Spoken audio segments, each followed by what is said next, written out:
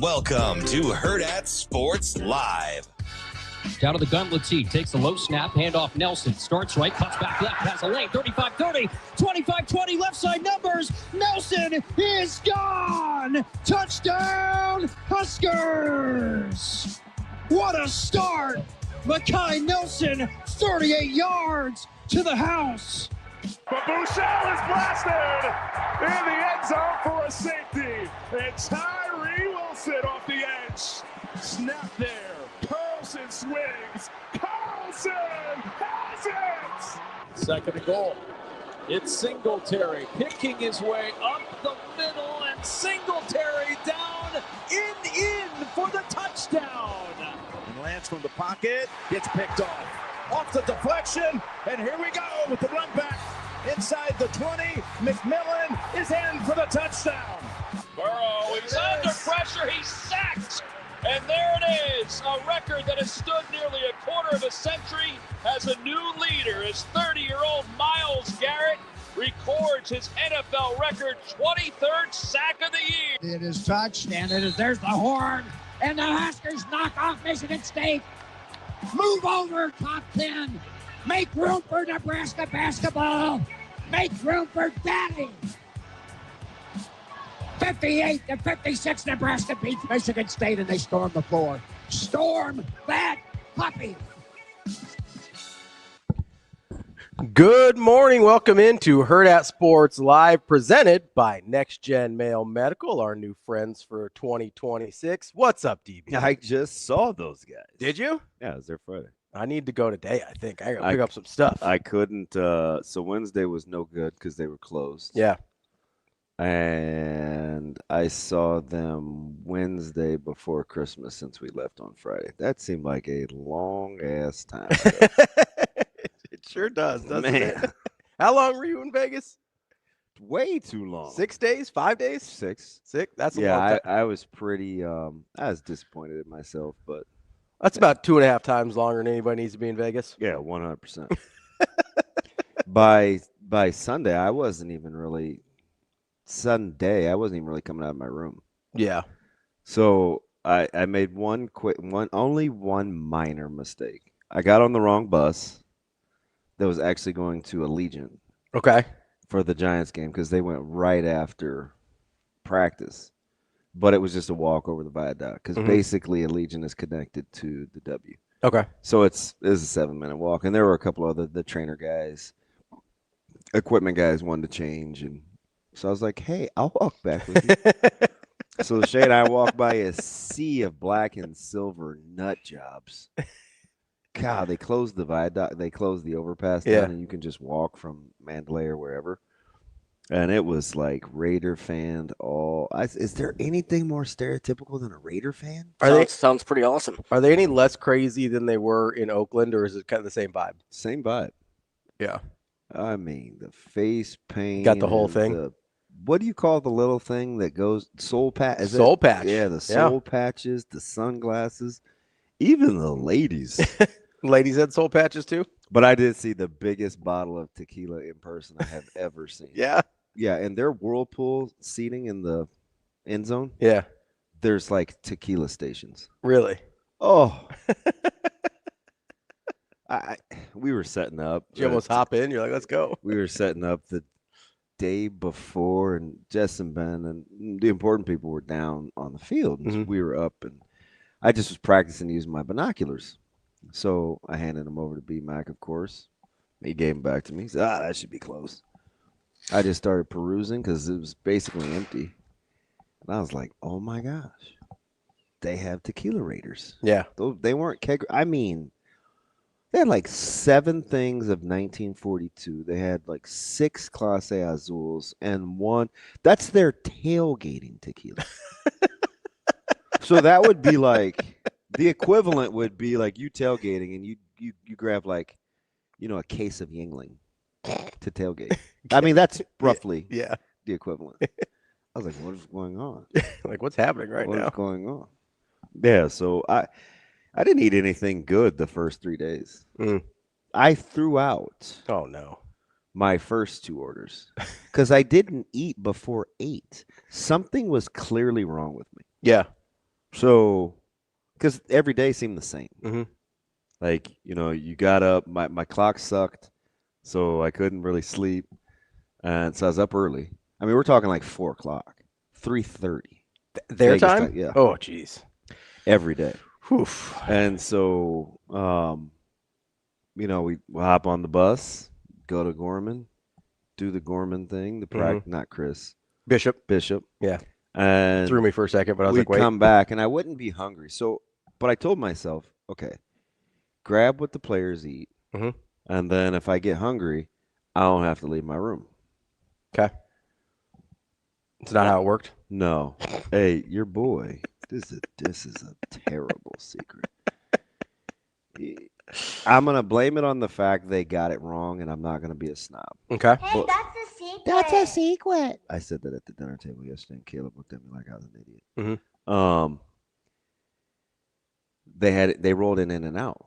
So you got to order. Yeah. Like you couldn't get fries, but you could get chips or I can't remember what the other thing was. And they took all the players' orders.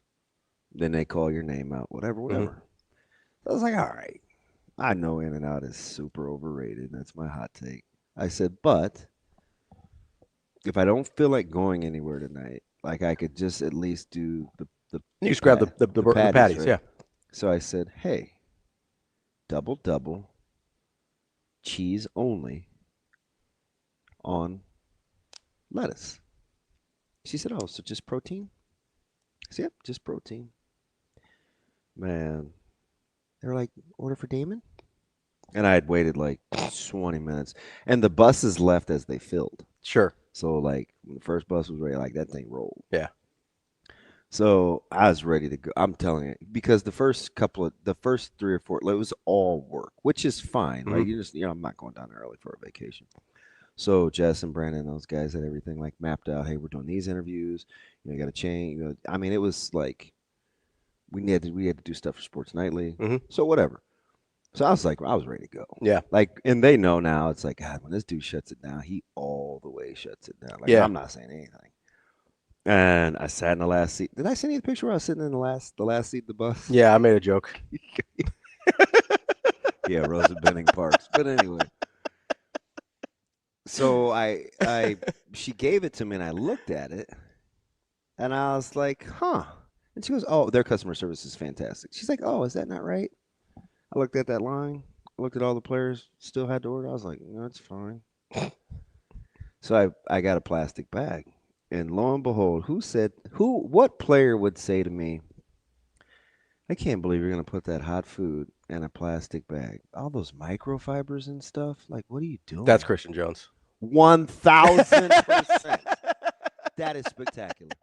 Shout out to you. I said, oh, God, have I missed you? That's the easiest one you've ever given me.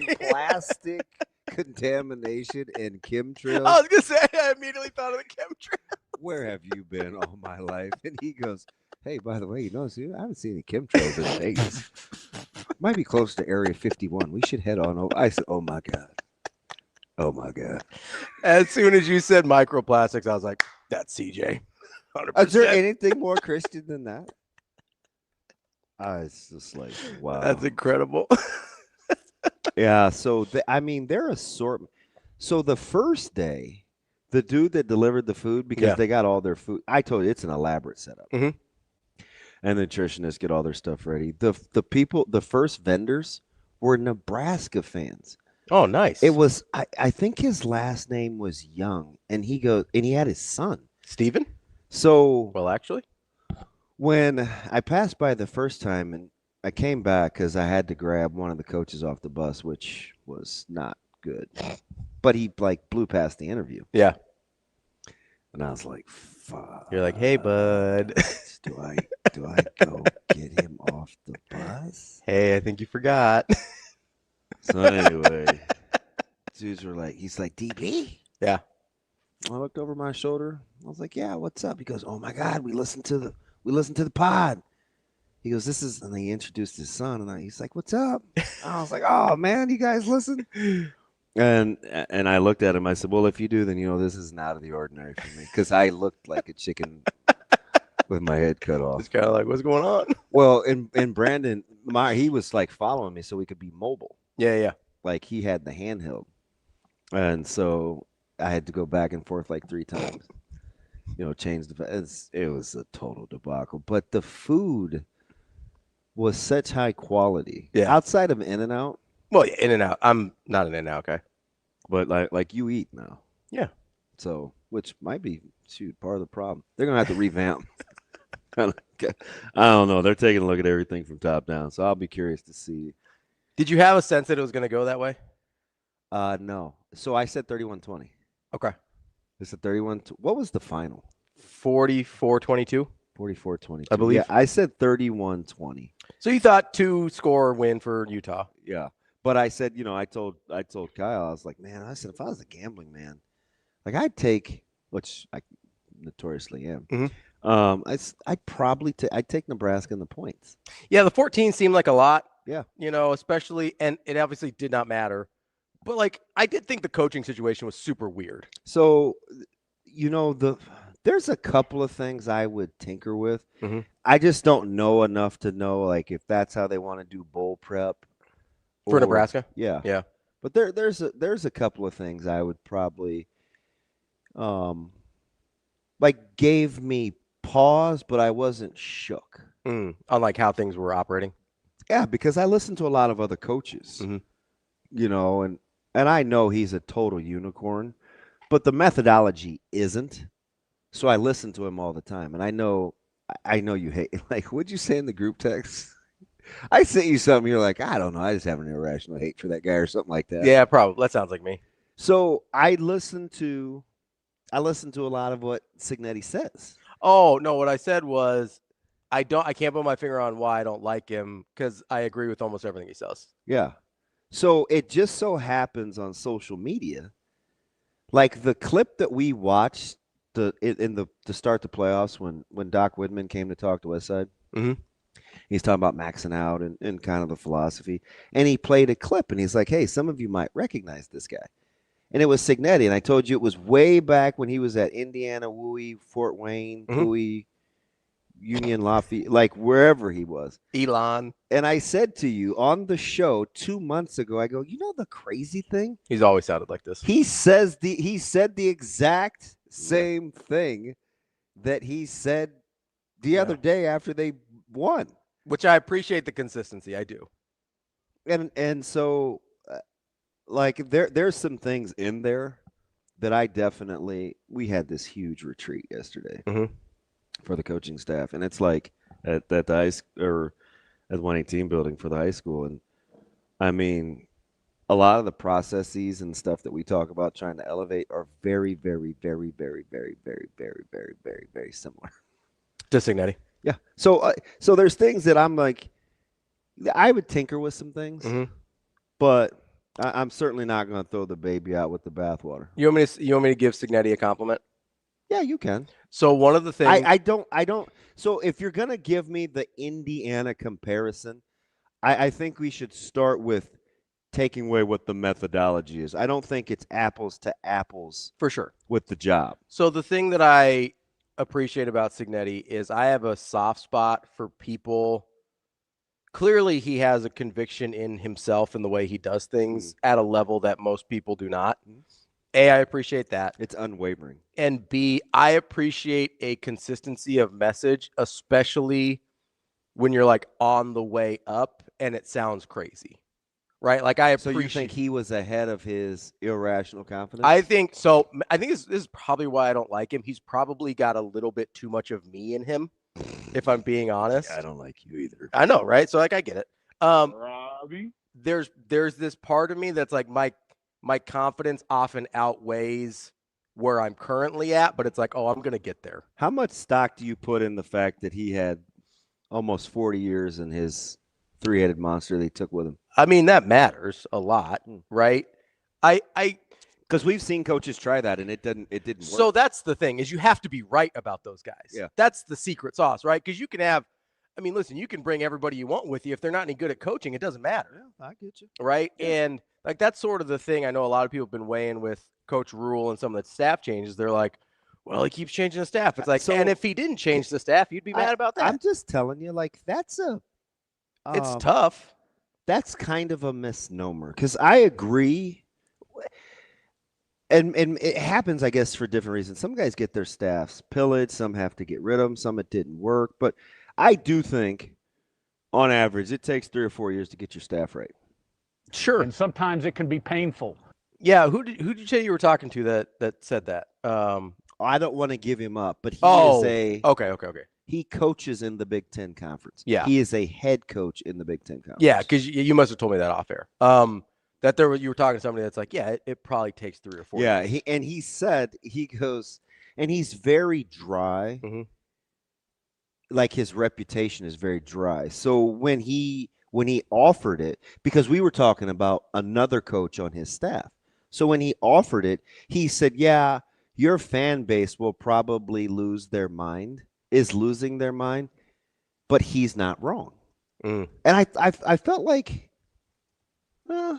okay, I get, because, I mean, a lot of coaches say, even Coach Samanji said that, because he turned his staff over early in his career. Yeah. And, Nick Saban turned his staff over early in his. Did you watch Bill and Bill? So that's what I was thinking of. Belichick. That's the one I was thinking of because he was like, it probably takes about 4 years. He said somebody in the chat brought that up. So, yeah, that's the one I was thinking of. That's the one we had talked about on air. Vector, that is correct. But I also think it's a sort of a strange. You see what he said? Yeah, that's what it was. That makes sense. I also think it's sort of a strange situation where, unlike a lot of these college coaches, like Rhule was coming from a very different situation from the NFL, getting fired in the NFL and then coming back to college. Yeah. Like it's harder to have staff continuity in that context. So you're kind of trying to piece things together with people you know and people you trust as you figure out the new place. But again, I said this on post-game show. Is that why you asked me what I was doing? What did you want me to do? I was going to ask you to do pregame. Oh, did it fit? Did I send you the schedule? Yeah, but not till later. It was okay, though. Yeah. It was a shortened show, and MRI did it for us, so we were all right. Yeah, he's interesting. Yeah, but we did. I was talking about this on the postgame show. It's like, listen, I understand. Like nobody's happy about giving up 120 points in the last 3 games, right? Mm-hmm. Also, the person most responsible for that got fired. Yeah, the 2 people probably most responsible for that got fired. So it's like, what? Like I get it. Still sucks to have to watch it. But I do want to say this. I think it's important. Okay. That ultimately is Coach Rhule's. That's his responsibility. Fair enough. Fair enough. Because fair enough. Now so it's 2 things can be true at once. He can't change it right now, like he's watching it unfold. Mm-hmm. But I don't think it snuck up on him. Sure. Like he's watching this kind of devolve. Or devolve. That's a better word. Yeah.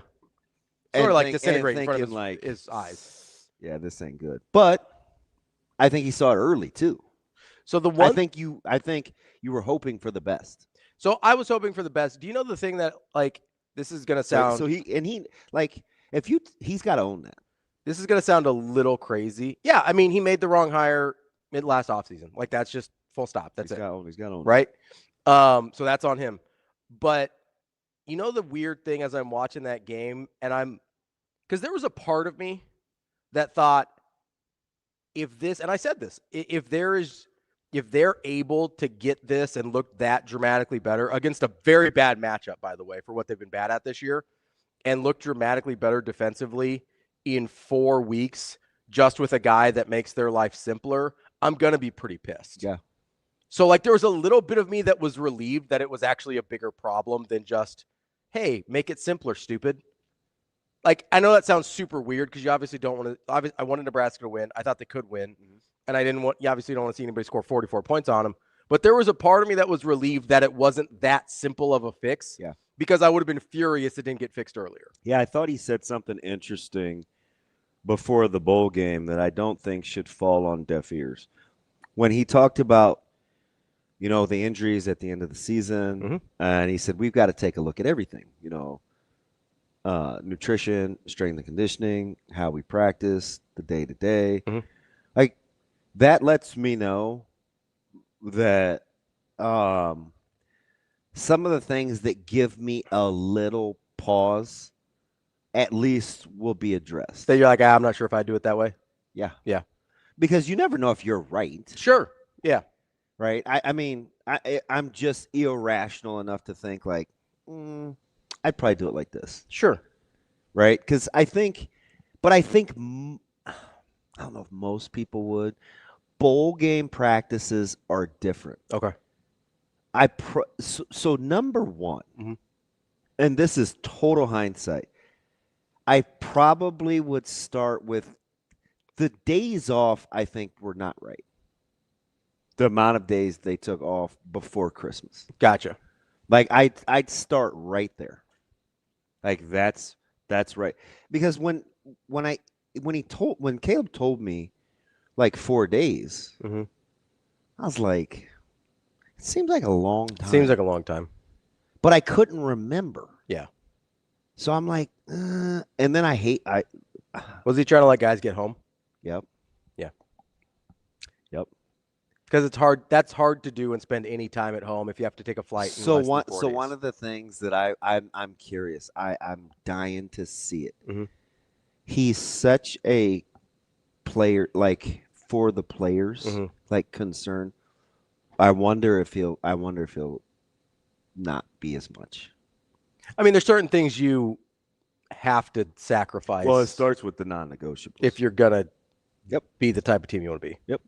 Like you can be as accommodating as you want to be. I mean, he clearly cares a ton, right? Yeah. It was a lot of it was the growth and the experience, and I think now it's okay. That was cool. Now we got to do it. Now we're doing it this way. Yeah. Now we got to. And that's what I could see, because he's got enough FU in him. Yeah. Where I could see that happening, because I think this is what I think. I think we're gonna see a transition where he's gonna be a lot more effort. Yeah. Oh yeah. Yeah. Like I could, because you could see it kind of creeping in towards in the off or towards the end after the Iowa game. I think that part of his personality, because I think he fights it. Sure. Right? Like I watch him how he talks to his kids sometimes. It's out of love. But very, and I think we'll see more of that with the guys. But sometimes, players are so I mean, look at the portal. Yeah. Like, how do you have 4,200 guys in the portal? Like, what are you going to do with 4,200 people in the portal? Most of them aren't going to go where they think they're going to go. A lot of them. What are you going to do with 4,200 players in the portal? Nothing. So they're clearly temperamental. Yeah. Right? I think you almost have – I think it's almost come full circle from a coaching standpoint where – well, can we talk about the elephant in the room? You just have to have that? non-negotiables. Like, the elephant in the room with that is they could not have – correct me if I'm wrong. Correct me if I'm speaking out of turn here. If I know. Yeah, you may or may not. I don't think any program could possibly have been more accommodating of any player than Nebraska was of Dylan Raiola, and it still didn't matter. Yeah. Is that fair? Yeah, that's fair. So at a certain point, you just say, well, if that doesn't work, I'm just going to do it my way. Yeah, and you heard him say things like, the portal giveth and the portal taketh away. Yeah. Like you heard it start to creep in a little. He was very indiscriminate about comings and goings. Yeah. He's going to be like, who wants to be here is going to be here. Yeah. So I don't mind that at all. And the funny thing about the portal. Go ahead. I was just going to say, I know like some people tagged me because I obviously have I've been very public about how much I like Keona Davis, right? And so some people tag me. They're like, is Ravi okay, whatever. There's literally not a single guy on this roster for Nebraska that I'm like, oh, you can't lose him. There's guys I like, right? There's guys I think are going to be really good. Keona Davis is one of them. But there's literally not a single guy on the roster that I'd be like, oh, irreplaceable. Yeah, so I think there's probably only one. Okay. And it would surprise the heck out of you. Where I would be like, damn. Like, that sucks. That can't happen. Only one that I can think of. Can you give me a position group? Nope. Because if I do, you'll know. I had a weird name pop in my head, so I'll just go with it. I was just going to say Justin Evans. No. Okay. Can't lose him. Can't lose him. Shane got a stab? Nah. Happy holidays. Fernando? No, but boy, I peg him. Shout out DB. Even though he tries me up the wall. The post games or something else. It's got to be a bit, right? I don't think so. I think it's a bit. And sometimes it can be painful. Give it to me. Who is it? Defense. I'm not telling you. I'll give you 2 cracks at it. Okay. Well, I had one. I'll give you 2 more. Okay. What am I at? $80? I'm not betting on this if you don't give me a little bit of guidance here. It's a big roster. Only one. Not related to you? Oh, I got to tell you about him. Okay. Only one guy on the entire roster. I'm thinking If Caleb said I was going, first of all, tampering's. I'm not even getting into it. I'm not even getting into it. Immediately after that, dude, it's crooked. It's so crooked. Barney. Incorrect. Okay. That was from the chat. I didn't have a good guess. Let me see here. I don't feel like I'm right on the offensive line. Maybe I am. I'm going to throw out, because there's nobody, I can't think of anybody on the defensive line that I think that about. My last 2 guesses are either RVP or Pritchett. Give me one.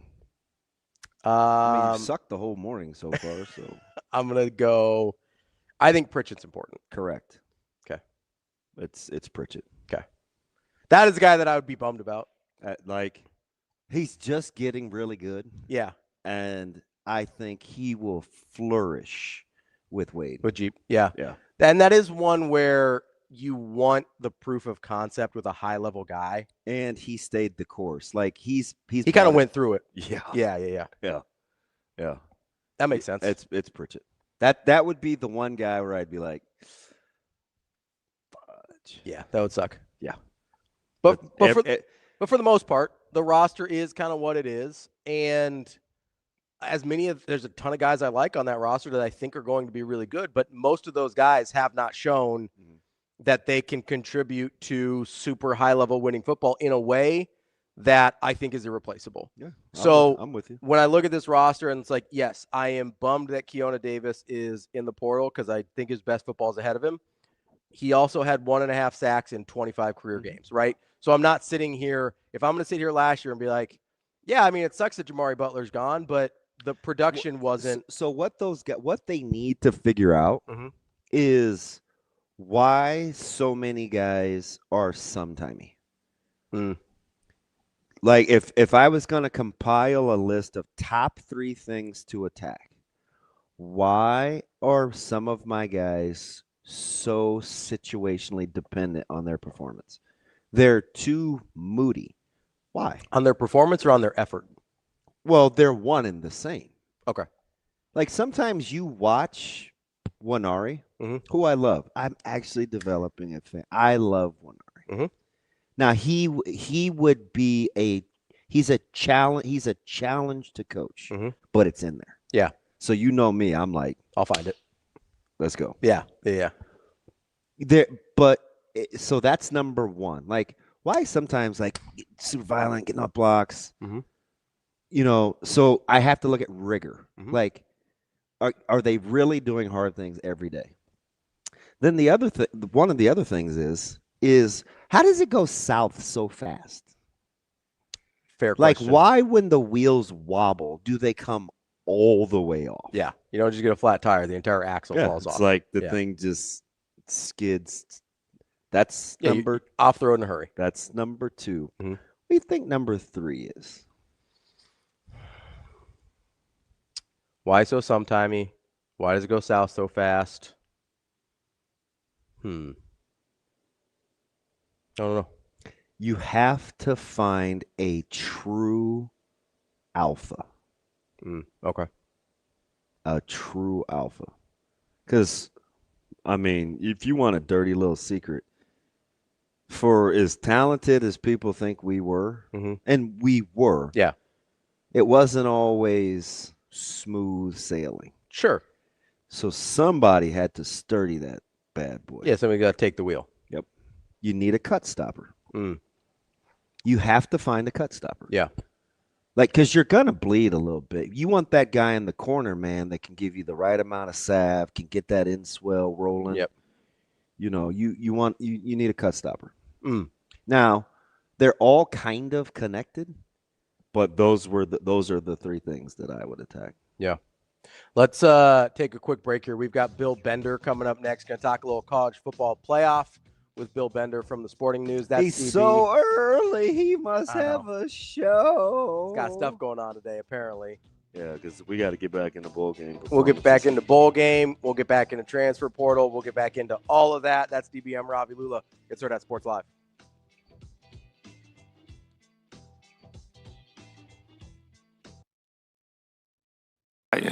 Listen, we got out-rebounded by 14. I thought we did a hell of a job in that first half where you really needed to go out and set the tone. I think they had 2 at halftime, and I thought our transition defense was exceptional, and we never took the wrong path chasing down a rebound that we couldn't get. This is the best defensive rebounding team in the country, and we were dead if we were going to chase balls down.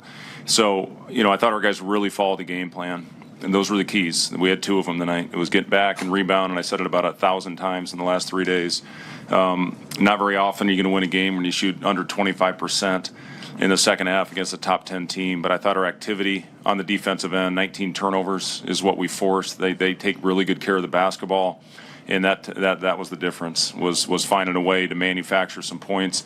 Price unfortunately got in foul trouble. We hung in there without him, and we're even at the break. We felt pretty good about that. And then he picks up his 4th with about 10 to go. And again, we hung in there, but knew they would make a run. We got up 9. Talked to Braden about the incident. That can't happen.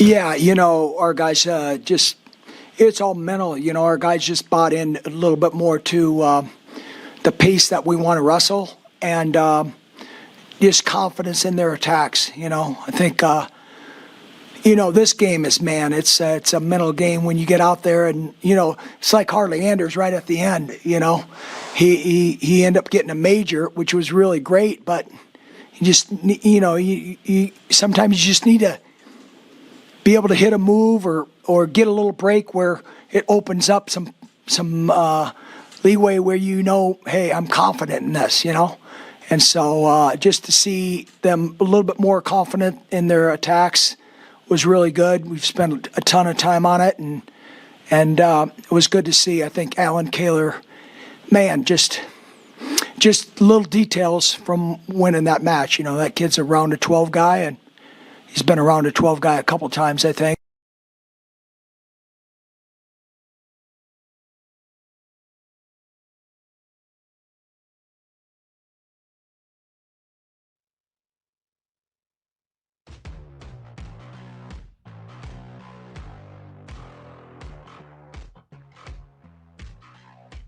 Welcome to Hurrdat Sports Live. Jackson.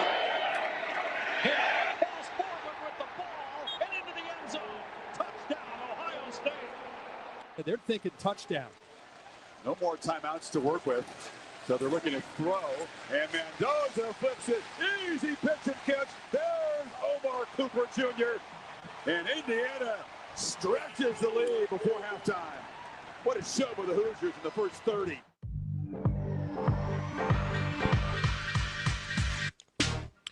Welcome back, Hurrdat Sports Live. That's DB. I'm Ravi Lulla here at Hurrdat Sports Bar and Grill. We are joined now by Bill Bender from the Sporting News. We're going to talk a little college football with Bill this morning. Bill, how are you? Hey, I'm doing well. Thanks for having me on. Well, how about? I don't even know where to start. You're a bowl game guy. We've talked about this. You like football. You like college football. You're watching bowl games. You felt like at the end of the day, just generally speaking, before we get into the nuts and bolts, you feel like the committee got it right? With the exception of Notre Dame. Okay. And you could say Alabama validated it by beating Oklahoma, but I mean, I couldn't help but watch that Rose Bowl and think, this might have been a little tighter if Notre Dame was out there. And that's my, I guess, hot take. I don't disparage Alabama in any way. I didn't think they should be in, so I agree with you. I was out on Bama. Yeah, the stunning part for me was when you watched that game unfold, you thought they don't really look like they belong on the same field with Indiana. I guess that was the most jarring part. Yeah, I mean, that is outside of just the names of it, right, which is jarring in its own right to see Indiana beat Alabama in football 38-3. It did seem like there was a clear gap between those two teams. You said you thought Notre Dame may have held up a little bit better. Is that the only issue you've had? I know you said with the teams that were in. Is that the only time you've seen, though, where you're like, hey, this team probably not on the same field as because I sort of thought that with Oregon and Texas Tech as well. Yeah, I agree. And that was, but Texas Tech earned their way in. I didn't think Texas Tech would lose 23-0 and not get any offense going and all of those things. And, one of the things that I keep saying, and I don't know if people are listening or not, is it's almost like I saw this phrase a lot over last weekend. It's a tournament now. Mm-hmm. And it really does feel like the NCAA tournament. I mean, here in Central Ohio, I would say, kind of threw this out here today, and I don't know if it's a popular take or not, but Ohio State losing is kind of like when Duke or North Carolina loses in the tournament. You know what I mean? It feels like everything opens up a little bit. And if you look, the average seed of the teams remaining in the tournament is 5.5. So what if we got the seedings wrong, though, Bill? Did we? Let me go ahead. Tell me about what you think about the rest versus Russ thing. So, that's what I want to hear. Okay, so rest versus Russ is a real thing. I think in football, anything more than 2 weeks, you're in big trouble. I've lived it. I know rigor. Especially in college, you need to be playing. 1 week off is totally fine. A month, you're in big trouble. The other thing is, I'll just start with Miami because I think they're the easy one, but I've been on this, so I'll ask you. I said, anytime a team takes the field and you can make the case that they have not only the best defensive, but the best offensive player on the field, they probably shouldn't be a 10 seed. That was my hot take going into this deal. I ignored all the Miami was going to win. I really did. I thought, Ohio State's got All-Americans on every level. How are they going to defend the downfield passing game? It looked like that secondary was healthy, though, finally. It was. And it looked like that program was cashing in a 23-year receipt. And I know all about Miami's rivalries with Nebraska and Oklahoma when I was growing up. It felt like they took it out on Ohio State like that. That they hadn't forgot a BCS championship game from 23 years ago. They played better. Ruben Bain was the best player on the field. If he wasn't, then it was Messidor. If he wasn't, it was their secondary. You said it best. One thing, not to backtrack, but here's one question I have for you as a former player. At what point, how much different is it for a college kid to have that layoff than, say, whoever sat out week 18 in the NFL this week? I think the difference is those guys are professionals and they need that rest. Versus college, you're doing other things. It's a different ballgame. Yeah, I think you're spot on. It's about rigor. So, as a professional, when you do it every day, your body you get to a certain point, your body, it needs its rest. And I get it. College does too. I just think a month is entirely too long. 2 weeks of not playing is tough. Like, you really have to practice a certain way. And I've seen it in the pros, right? Even before I got cut, where you would do the same 50 plays, a variation of the same 50 over and over and over and over and over and over again. Like, pros have no problems getting bored. When collegiate people are bored, they find other things to do. And I think that's the fundamental difference, in my opinion. Yeah, and it shows in these games. Like, we can say, oh, it's a small sample size, but it's 1-7, and all of those teams struggled to get out. Even Indiana, to some extent, struggled to get out of the gate. The first couple series, it didn't, and those other teams had a game under their belt. So, the solution is easy to me. It's we start this thing sooner. We do the first 2 rounds on campus, especially if we go to 16. And we try to like Dan Lanning kind of outlined what I believe in. Like, maybe not January 1st, but maybe get this thing over. Like, this week that we're doing right now would be a perfect week to do the championship game. Yeah. Okay, so let me back up a little bit. If you're looking at actual coaching, whether it's to the good or to the bad, who was the most out of character for you?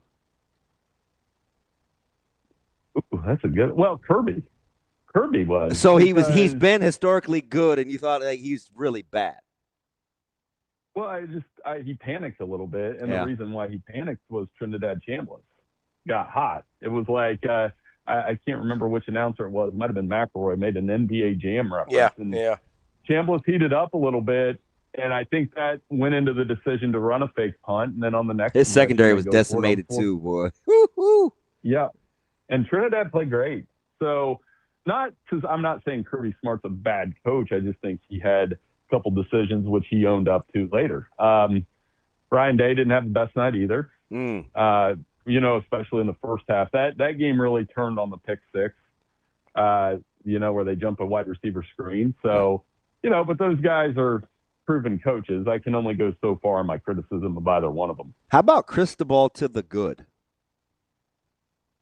Oh, yeah, they were ready. Like I said, the physical nature in which they played. And impressed with how they, I don't want to say managed Carson Beck, but that's the thing. The way that he pushed the ball down the field when he took a couple sacks that I was like, that's actually a smart play. Yeah. Instead of throwing a bad and getting a turnover, he played very well. Despite, you look at his box score and you'd be like, what are you talking about? But I think he played very smart in that game. They ran the ball. They were the more physical team. You said it. Their secondary was laying some hits that it was like, oh no. I said they're putting some guys on their butts, and the hitting in that game was very real. I don't think Ohio State's defense played bad. They couldn't get off the field on that last drive, but I don't look at that and be like it's their fault. It wasn't. And you chuckled at me in the beginning of this season, and I want to go back to it because I tried to give it context.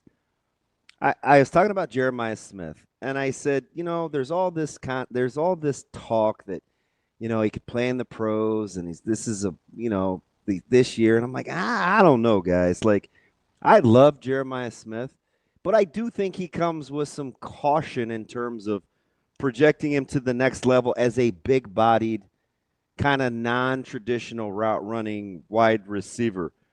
Did you feel like it was more on Ohio State? Do you look at Jeremiah Smith differently? Is Jeremiah Smith still Jeremiah Smith? Do you credit Miami? Because sometimes against elite competition, I don't know, Bill. Like, maybe I'm just seeing what I want to see to be right. I'll meet you halfway. I mean, as far as NFL projections, who knows?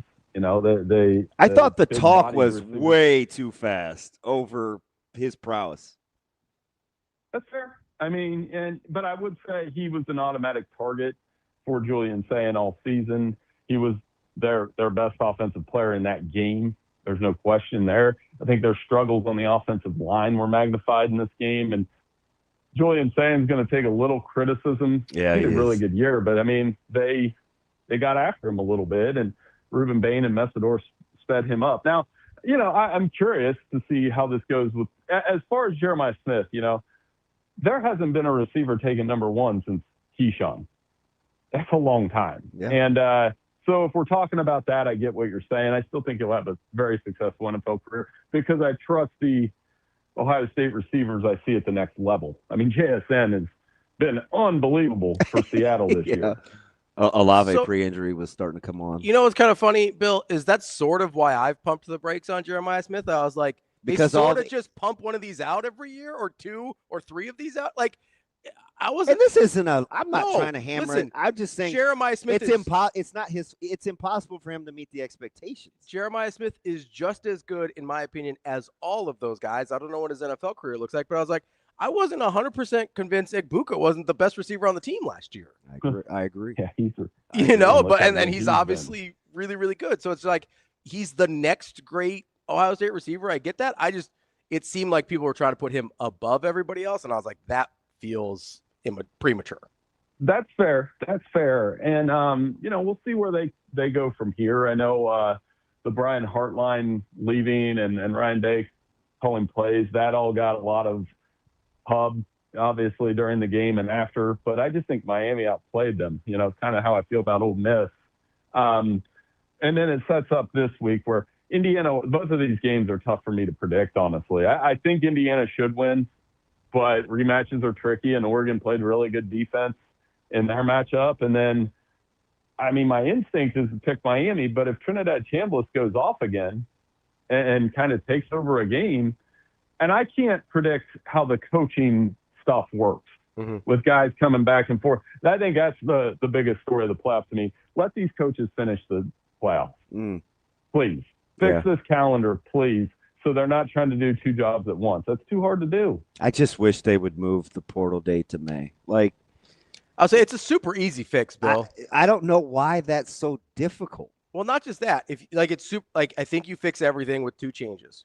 You move signing day back to February because that's why the coaching thing got sped up. It's because the signing day is in December. And now it's even more fast forward because the portal being open in January. And then you move portal to May, so you still honor the academic calendar. Because those are the only 2 places you can put it are pre-spring semester or post-spring semester, right? So you move portal to May, you move signing it to February. Most of this resolves if that happens, right, Bill? Yeah, I agree with that. And here's the analogy I always use. It would be like, imagine if NFL free agency opened today. Yeah, I know. That'd be pretty dumb. That'd be bad. That'd be pretty dumb. And it'd be like, hey, Green Bay won't have Christian Watson this week because he opted out of the wild card game against. It's absurd. Like, even trying to finish that sentence is absurd. So, and you're kind of, as a writer, you're equal parts covering portal and games this week. And I just, please, and your fix is so easy. Move it to May. Then you make your final decision. You can finish your school year. Move the signing day up to August. Let these kids finish their high school career without having to make that decision. Move the regular season up. All of these things. And college football can't just sit there and wait, because the more times we do this, Lane Kiffin's kind of the poster child for it, and it's easy to make him that. But what if this was, what if Penn State were in the playoff or something? You know what I mean? And we're doing this with James Franklin. It's the same thing. Bill, I think we got to get you out by 7:50. Shane is producing his brains out over here. Let me get you out of here on this. I got time for a couple more. Okay. You guys will go for. All right. Here we go. So then I'll go backwards. Of the guys that are I'm just going to ask you, when you start with Cignetti, do you start with the methodology or the talent evaluation, or are they the same for you? I can't explain it, but I can't doubt him anymore. You know what I mean? Like, you can't doubt what he's doing, his methods, the just attention to detail. I saw a couple articles and tweets that, yeah, they do have a lot of veteran players. And Michigan had a lot of veteran players a couple years ago. So is it that? Is it? I just think they run the ball in relentless fashion. Their defense is amazing. He's a really detailed coach. I had a coach tell me a couple years ago that you're not going to beat – the only way you're going to beat Curt Cignetti, and I thought at the time, whatever, but you're not going to beat him on scheme.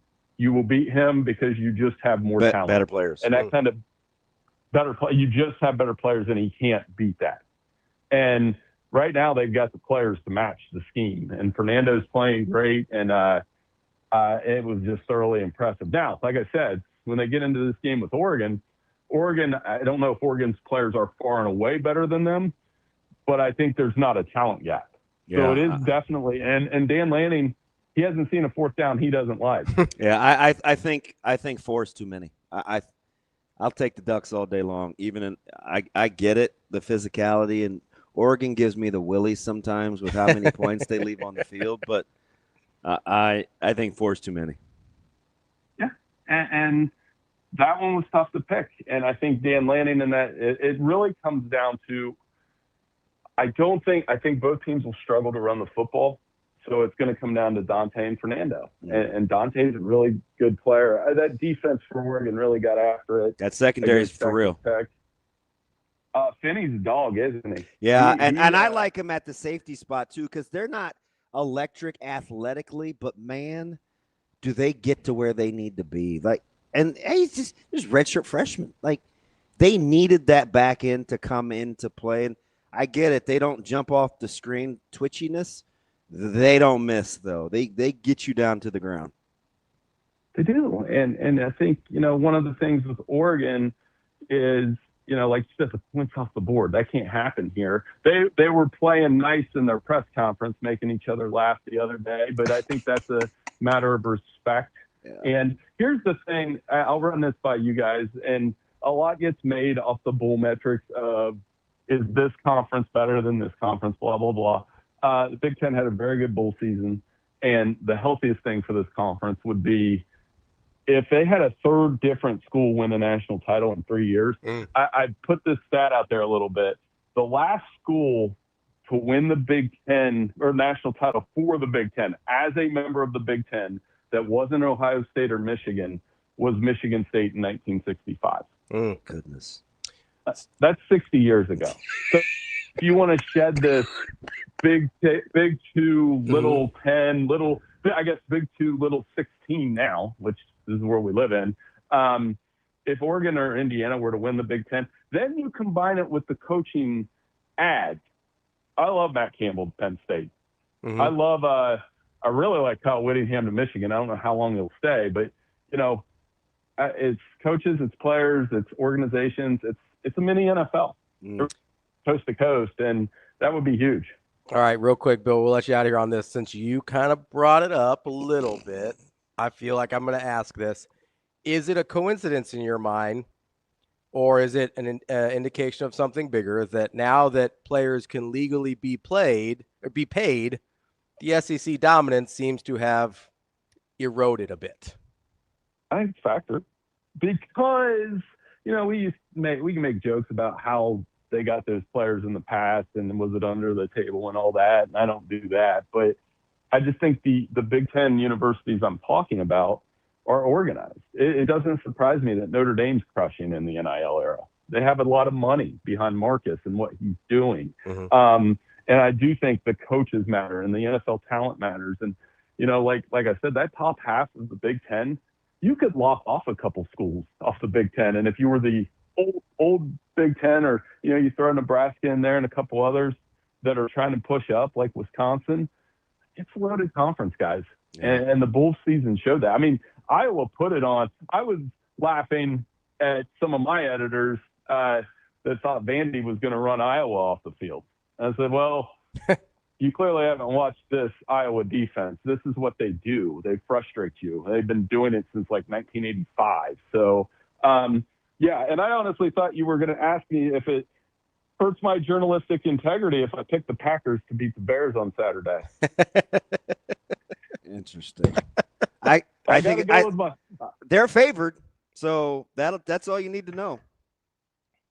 That is my Super Bowl as a Packers fan. I cannot believe I'm saying that. All right, buddy. Appreciate your time. That's our guy, Bill Bender. Bill, appreciate it. As always, we'll talk to you again soon. Thanks, B. Hey, no problem. Thanks for me on. That is Bill Bender from the Sporting News. Hey, listen, I had to bring my guy, Verz. Yeah. I asked him yesterday how he felt about the Bears being in the playoffs. He said they still lose to the sorry Lions. But I got to cheer for the Bears just for my man. Yep. I'm going to check back and see if he will ever like Caleb Williams, even though he told me no. And my man Mike T, still blowing kisses. What a circus. Hey, what'd you say at the beginning of the year? Division champs, shock the world. Division champs. Let's go. Shock the world. Sam McKEWON coming up next here on Hurrdat Sports Live. That's DB. I'm Ravi Lulla. We'll be right back.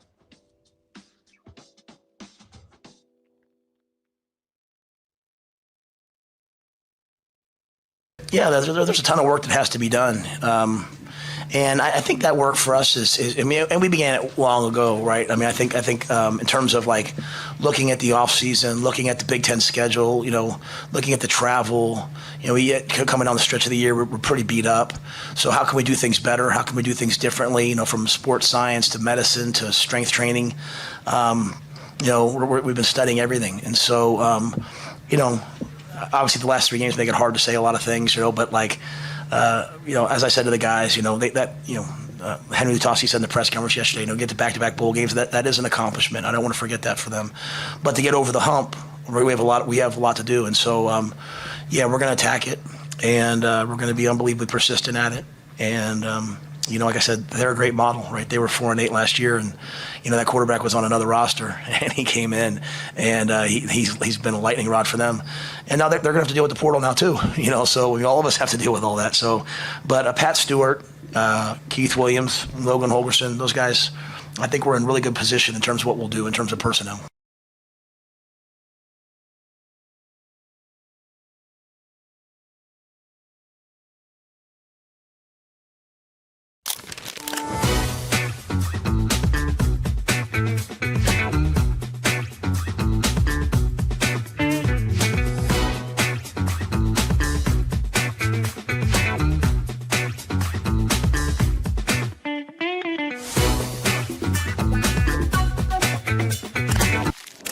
Aspirations can drive us.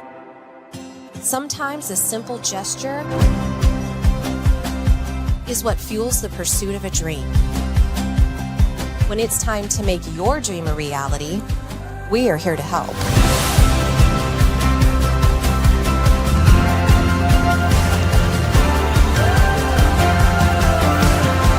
Centris Federal Credit Union. We are where you are.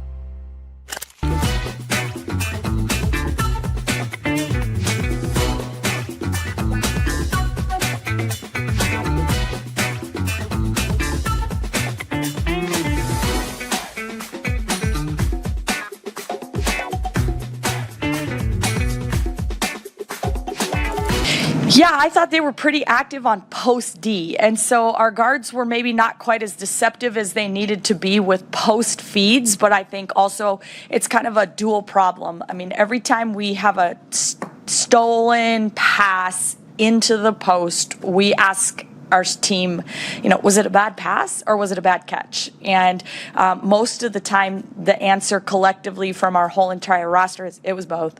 I think we just have to get a little bit better, more active with our post feet to be able to meet passes and go pass. If your guard trusts you to throw you the ball in there, you've got to go catch it. And then guards, can we do a better job of being a little more deceptive? And but I thought that it was a lot of it was post feeding turnovers that I think we can clean up.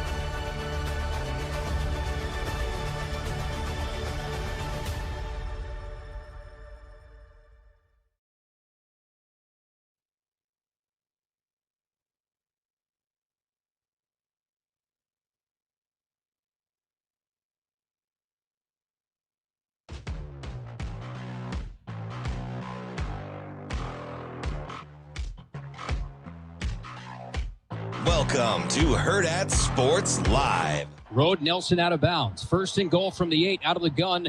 Latif single back right. Barney, the motion man, gets the jet sweep toss from left to right. Angles to the outside 5. Revs the engine. Turns the corner. Touchdown, Huskers. The Dews did indeed get loose here in Vegas. The Huskers in front 13-7, 2:20 first quarter. Welcome back. Hurrdat Sports Live, presented by Next Gen Male Medical. That's DB. I'm Ravi Lulla here at Hurrdat Sports Bar and Grill, and we are joined now by Sam McKEWON from the Omaha World Herald. Sam, how are we doing this morning? Great. How are you guys? Good. It was good to see you in Viva Las Vegas. That was what'd you think of Allegiant? I liked it. Yeah, it was nice. I mean, the press box was a long ways away from the field, so we had to kind of look at the video, the TV about us, and it's actually, look. I mean, I want to be at the games. I love covering the games live because you get to talk to the coaches and ask questions afterward. But that press box is quite a ways away from the field. Yeah, I had to. I always count on Benny Mack anyway, but. Man, that's the most I've probably ever used my binoculars. It was, and he gets them kind of close enough for me to figure out the government work for getting them, whatever you call it, dialed in. But man, I don't like watching games like that. I don't know how people do it and talk at the same time. Kyle can do it, and people that use their binoculars obviously practice it. But the minute I put something to my face, I don't know. I can't say anything. It seems like I don't know. Right. So it's like an all 11 or all 22 film. But when you watch all 22 film, you watch it again and again and again. So like it doesn't, when you're watching that live, they don't run the playback for you so you can watch it again. So you have to sync up. So what we do, or what I do, is I will watch the play. And then I will watch the TV screen, and then I will watch my phone, and those are all a little bit behind. The difference at Las Vegas is that the ESPN feed was literally a half second behind the game, which that's not common. Usually it's about 3 or 4 seconds. That's close. And then the phone is well behind, like 9 seconds. So usually I'm watching a play 3 times. During any given play, I'm watching it 3 times. I'm taking the note, then I'm watching the play again, and then Utah and Nebraska were both moving fast early in the game. Nothing wrong with tempo. I thought it helped Nebraska, but it was just getting into that rhythm took a bit over the first couple of drives of the game, and so that's just a little bit into my process. I'll try to watch a play 3 times, and then occasionally I'll even take my phone and film what I see on ESPN because if I want to look back at it. So I had to go back and kind of watch the whole game again and get, okay, what exactly happened here, and here. And interestingly enough, I feel like watching the game again, and people rip on the coaches, incessantly when they lose, which I understand. I don't think there was a lot of coaching mistakes in the game. I think there were some execution mistakes. And honestly, I thought Nebraska just didn't look like nearly as good of a team. I thought Utah had better players, and I thought I don't think it was like a stunning revelation when I watched it again. I'm like, yeah, Utah's a better team than Nebraska. Let me ask you something, Sam. Do you think Nebraska's players are better than they look? In some circumstances, I do. I think that distinction. Okay. I just was curious. Sure. Yeah, I think so. But I'll add this. That was a game with Big 12 skill. Right? We talk about line play a lot. So those tight ends, those are pretty good players. And Nebraska struggled to cover them. And it was, now would that have been somewhat the coverage adjustments that they made for the game? Yeah. But, 81 made a play on Sierra Wright. Nobody else has made this year. Yeah, how about the throw, though? Good throw. The catch Great was catch. The catch. It's not like he. So I like the catch. It's fine. I'm not gonna disparage that. But he didn't bobble it. He got 2 hands on it. It wasn't one-handed. He wasn't like. It was a good catch. It was a great throw, in my opinion. No, I agree, and I think that what you saw in that game, They didn't face a lot of that this year. So when they got in that game, you saw the pass defense struggle because I think they were dealing with a quarterback who could run, who threw the ball really well. You know, it's 3rd and goal from the 20. Now, yeah, he had a lot of time, but he fit that thing in again to a tight end that's running across the field against the safety. Safety was behind the play. Like Utah had good players, and I'm not trying to diminish at all what Nebraska did or didn't do. Yeah, In watching the game again, I'm just saying, you know what? Nebraska's got to get a little bit better. Like it's not just faster or fresher or better players, or they need to be in a little bit better position. Their linemen need to be a little more sudden. Like there were just things that I watched during the game where I thought Utah came into this game missing their top 2 offensive tackles, and I think their top pass rusher, and maybe their top 2 pass rushers. Yeah, both ends. One was hurt, one opted out. Right. They didn't look too effective. They look like a very, very good team. And so I think Nebraska had, coming out of that game, had work to do. I thought coming into the game they had work to do. But I didn't think they were like, boy, I mean, what a weak performance. I thought when they went to Penn State, I didn't see much from Nebraska that day. I was not impressed. And then against Iowa, I thought it got away from them. And maybe they, their effort got a little away from them late in the game. I thought Nebraska played hard against Utah. I just don't think they had as good of football players. And that's a problem all its own. And that's something they're going to obviously address here in the portal over the next, 10 days. They'll probably get north of 10 players, 12, 14 players. That's not a small number. And you're seeing a lot of guys leave too, because I think they understand that they're not going to be playing here other than Keona Davis, obviously. Sam, how much are you, obviously the portal's going to be the biggest story of the next couple of days. How much are you dialed into like, hey, I'm trying to see who's visiting and stuff like that? Or are you kind of more of a wait and see how it all shakes out type of guy and see where the roster is at that point? Well, I'm intrigued to see who's visiting. Sure. I want to see if Owen Chambliss picks Nebraska. He's visited. Mm-hmm. I'd like to see if Trey White visits Nebraska. I think Trey White might be a cut above that, but we'll see. I'm not trying to knock Nebraska. Maybe they can get him. If so, great. I'm intrigued by go ahead. I was going to say, are you interested at all that so many of the visitors are offensive line, defensive line, linebacker, or is that exactly how you thought it should be?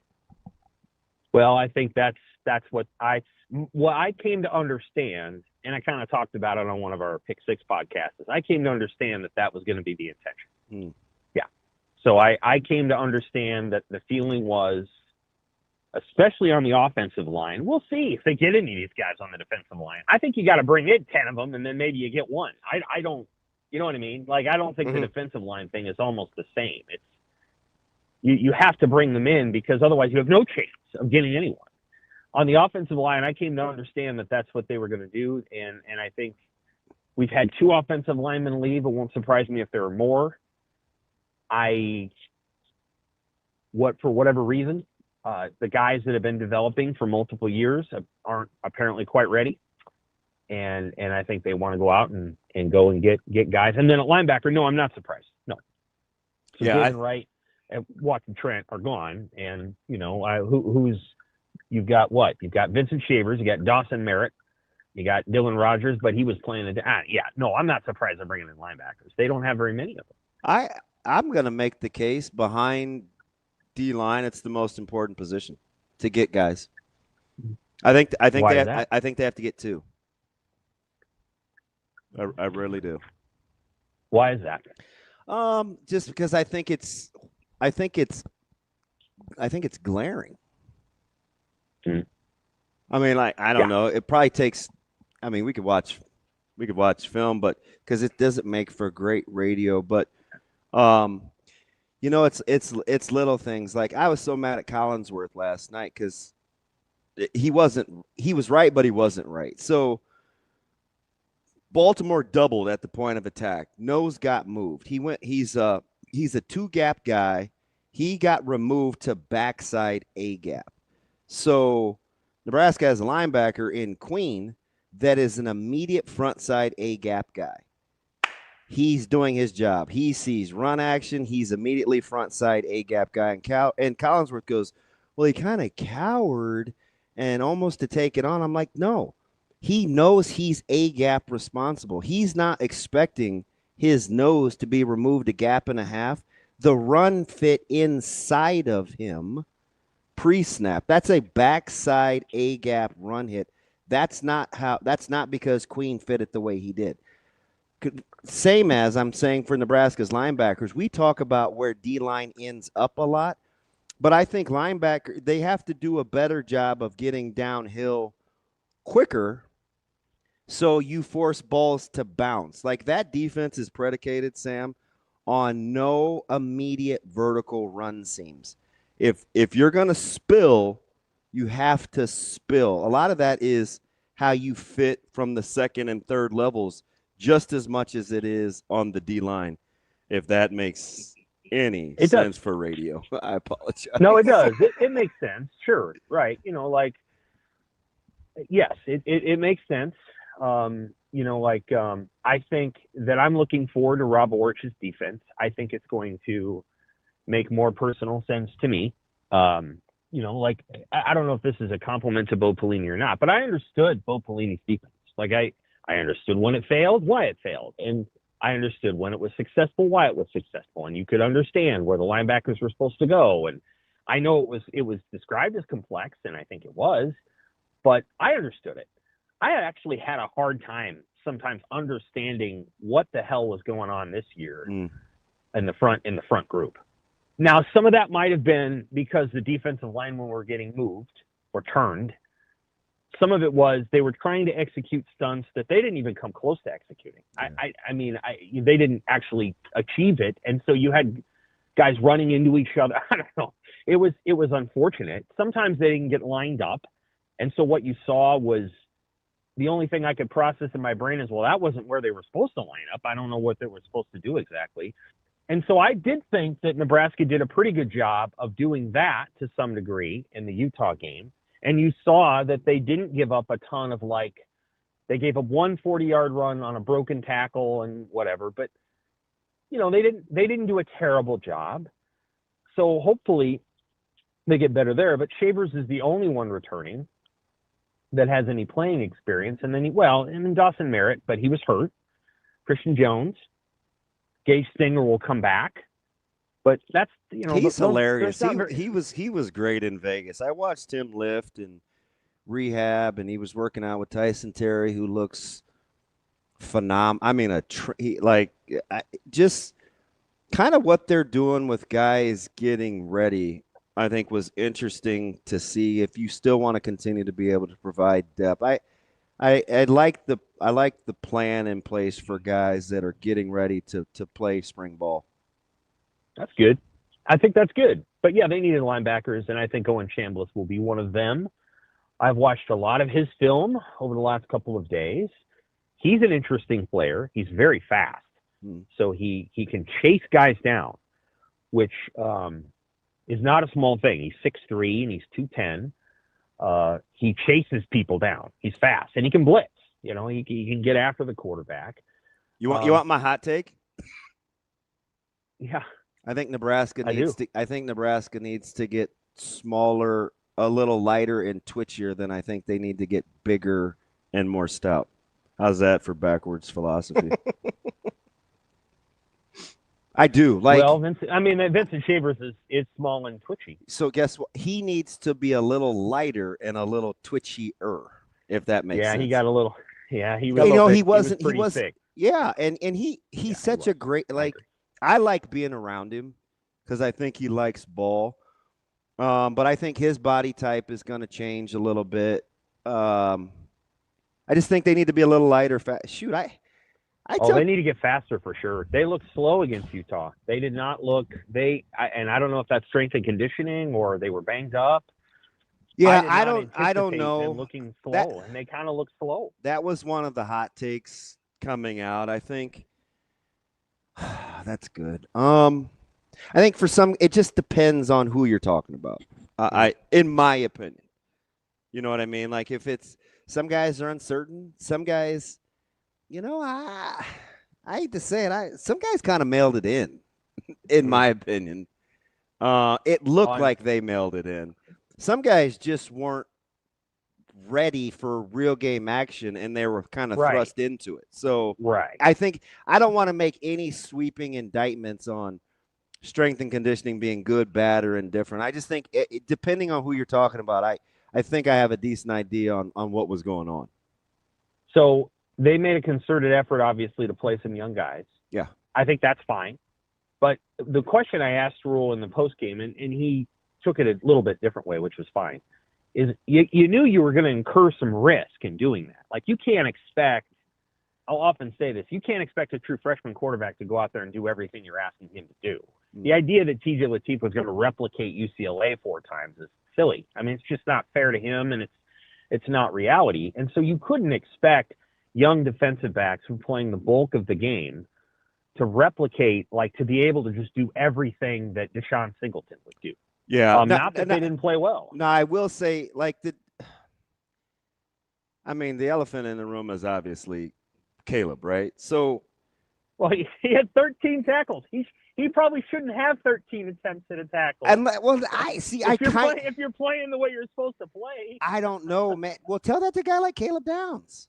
Caleb Downs has double-digit tackles every week, and those guys are pretty good defensively. So I hate the sweeping generalizations that safeties can't lead your team in tackling, because it doesn't mean you're a bad defense. Mike Brown did. Yeah, and I think he played behind a fantastic D line, right? So but he didn't get cleared, and I'm hard on him, right? I'm a jerk to begin with, but I support him, right? He didn't get cleared to play or to practice full speed until Saturday morning.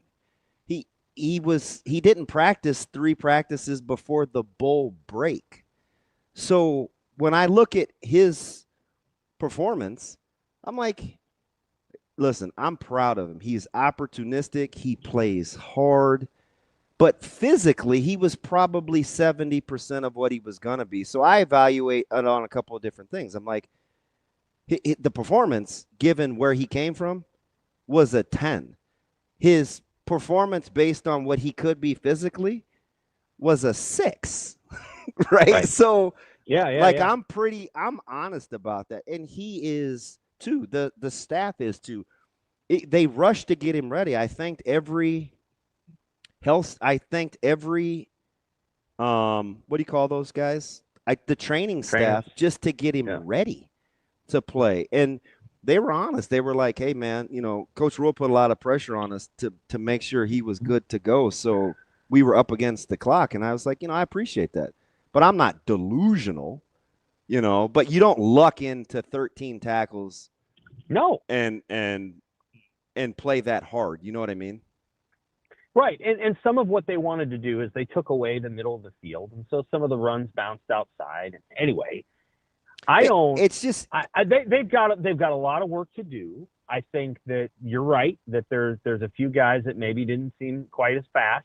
Watson Trent was not as fast of a linebacker as I'm sure they hoped he would be. Yeah. And he's a good guy and all the rest. But he was a 2.5 steps behind Sorsby in the season opener. And you can practice differently to negate that. Like, I'm a big, because we're super critical, and rightfully so. Like, they do have to get better. But some of that is you can do in practice. Like, if I'm the staff, you can think, okay, listen, if we're slow to fit or get downhill or play 45s, we got to shoot our shot in practice more. Like, we need to see it as it's going to be played in practice more. Like, that's fixable. I'm not discouraged by that. You know what I mean? Yeah. They've got a lot to fix on defense. A lot to fix. And I think some of it starts with your approach. Yeah, that may be. I mean, you would know more. I don't watch practice, so it would not be for me to say. The other thing that I think came out of the game is that I don't know that Nebraska is going to go get a running back. They'll probably get one for depth at least, right? I would imagine. I don't know. That's a pretty talented room. I don't know.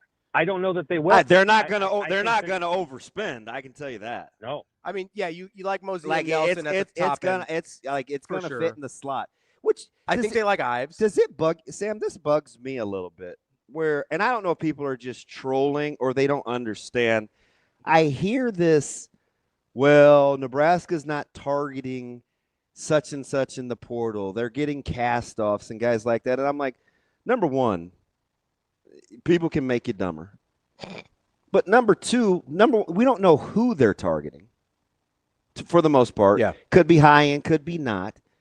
It also has to fit. The other thing is those people have to want to be at your school, right? Like right now, if you're talking about upper echelon, like Nebraska is, for lack of a better analogy, they're like the ugly girl or the ugly guy in school that has a lot of money. Like you have to be willing to make some allowances if you're going to date that guy.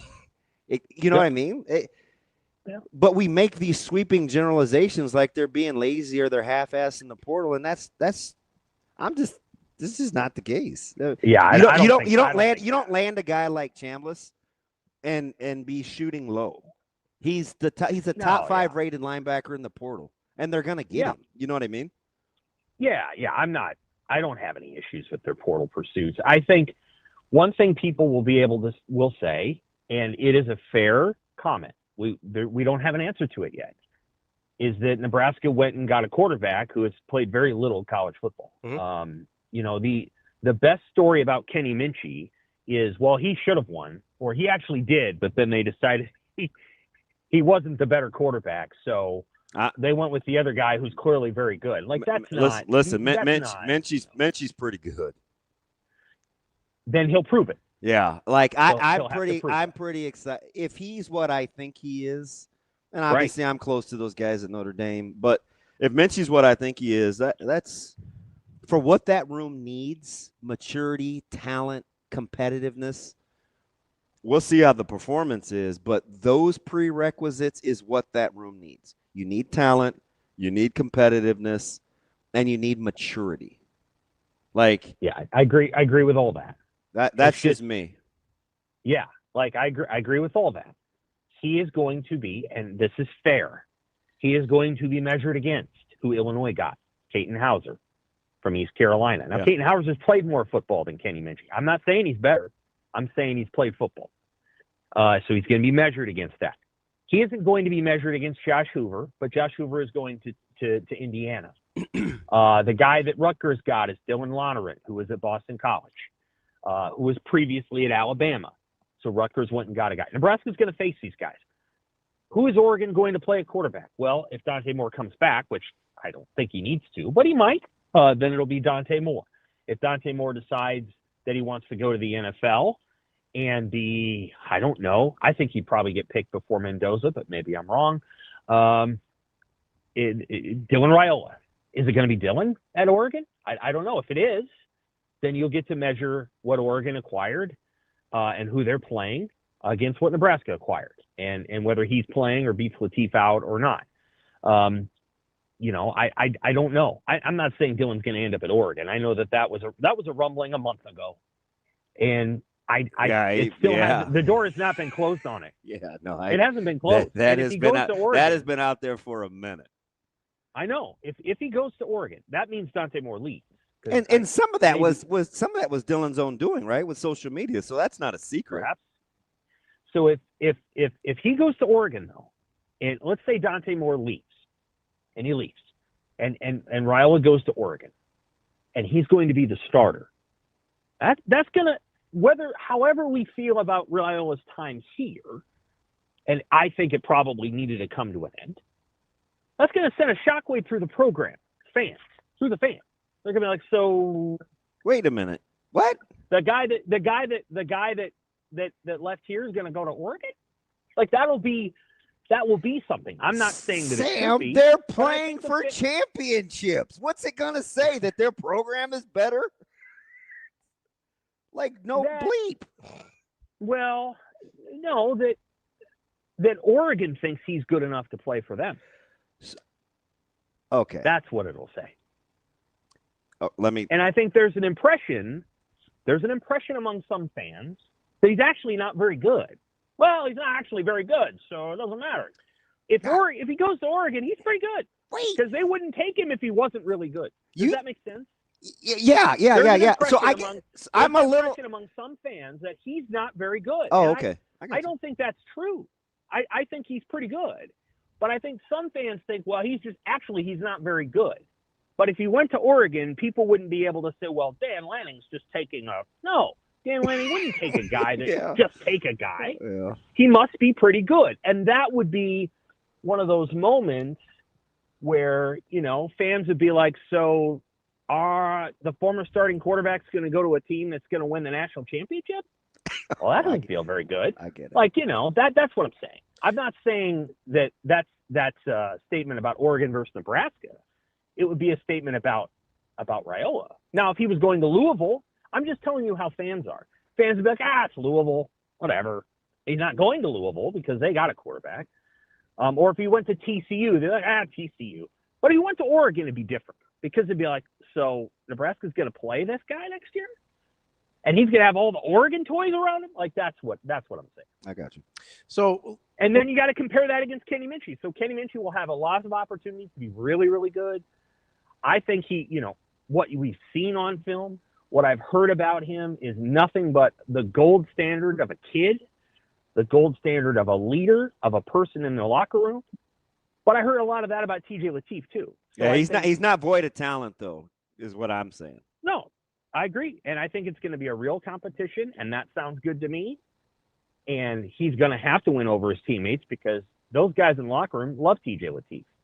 And so he's going to have to win over his teammates, and I suspect that he will. And I'm really looking forward to covering a competition. And we haven't had a competition in 15 years at Nebraska, like a true one. And so I'm looking forward to that. I'm just saying that what Nebraska fans, I assume Kenny Minchey's ready for it. People will expect him to be very good. And he's going to have to prove it with his play on the field because there isn't a lot of, play in college football in order to underline that. Whereas Caden Hauser, I'm not saying he's better. In fact, I don't think he is. He played at East Carolina. So, I think Kenny Minchey's a good addition. When I heard that name, I'm like, oh, okay, that sounds good to me. I just know how fans are going to be like, what has he done? Well, he didn't win the Notre Dame job. That's just how fans are. And I have to interact with fans because those are our customers. You and me both, brother. Those are readers. I love them. Sam, let me ask. This is great. Let me ask you this because I think there's maybe an important distinction, and you can tell me if I'm reading too much into this or not in terms of your comments. Is it possible Nebraska fans just don't think Dylan is as talented as the accommodations that were made for him? That would be a Nebraska-esque culture. That it goes against the grain of what the state I could see. Not that they're just like, oh, he sucks, right? But what he was paid, for what the situation was, for what was allowed for. I think that's a very nuanced and informed take, and that would I think informs Nebraska fans. Sure. Okay. Yeah, I think so. I think that's a very thoughtful way of putting it. Because that's my holdup, if I'm being honest. If he's making $1 million and we don't take a commitment from his brother that doesn't have any Power 4 offers and whatever other accommodations you think were made for him, I probably have way less issue with kind of how things went. But when you're like, hey, kind of gave this kid the sun, the moon, and the stars, and then it's out the door, I can't even write an Instagram post on ChatGPT, then you feel some kind of way about it. I get it. Right. Yeah. I'm not going to comment on the goodbye. That's fine. You don't have to. That may still come. I think my point, and I wrote this before he left, actually, because I think there was a moment where it was still in flux, is I wrote, if you were to go to Oregon, well, the expectation if he went there would be all those things, you're not doing any of that. You're coming to Oregon. Right. We're doing you a favor. Kind of, yeah. You come and play at Oregon. And so, we think you're good enough, but you're also coming to us. And so you're going to do all the things that you do, and you're not going to run out in front of everybody and any of that. But the reality is Nebraska let him do those things, and they were willing to accommodate those things. And again, hindsight being 2020, they could have very easily said, you're not going to do any of those things. And no, we're not going to do any of these things. And if you don't like that, then don't come here. we'll go over here and you go over there. And the reality is Nebraska, said yes to it because they wanted to land a 5-star who could help them recruit players. And I don't know how that effort has panned out. And I don't want to get off on a sidetrack with Dylan. My point is that if he ends up at Oregon, fans are going to be like, well, I guess he was pretty good. And there are fans that think, well, he wasn't any good. And I'm like, that's not fair. Yeah, he's pretty good. That's accurate. Yeah. He's pretty good. Yeah, he's pretty good. And he would have helped them win some of the games late in the season. And, anyway, my point being that Kenny Minchey is going to be compared against. It won't just be, is Kenny Minchey good for Nebraska, but did Nebraska get a guy that's as good as this guy at Illinois or this guy at Rutgers or, and for what it's worth, I think Kenny Minchey can be better than a lot of them. And here's the other thing. If he is good and he has a good season, doesn't even need to be great.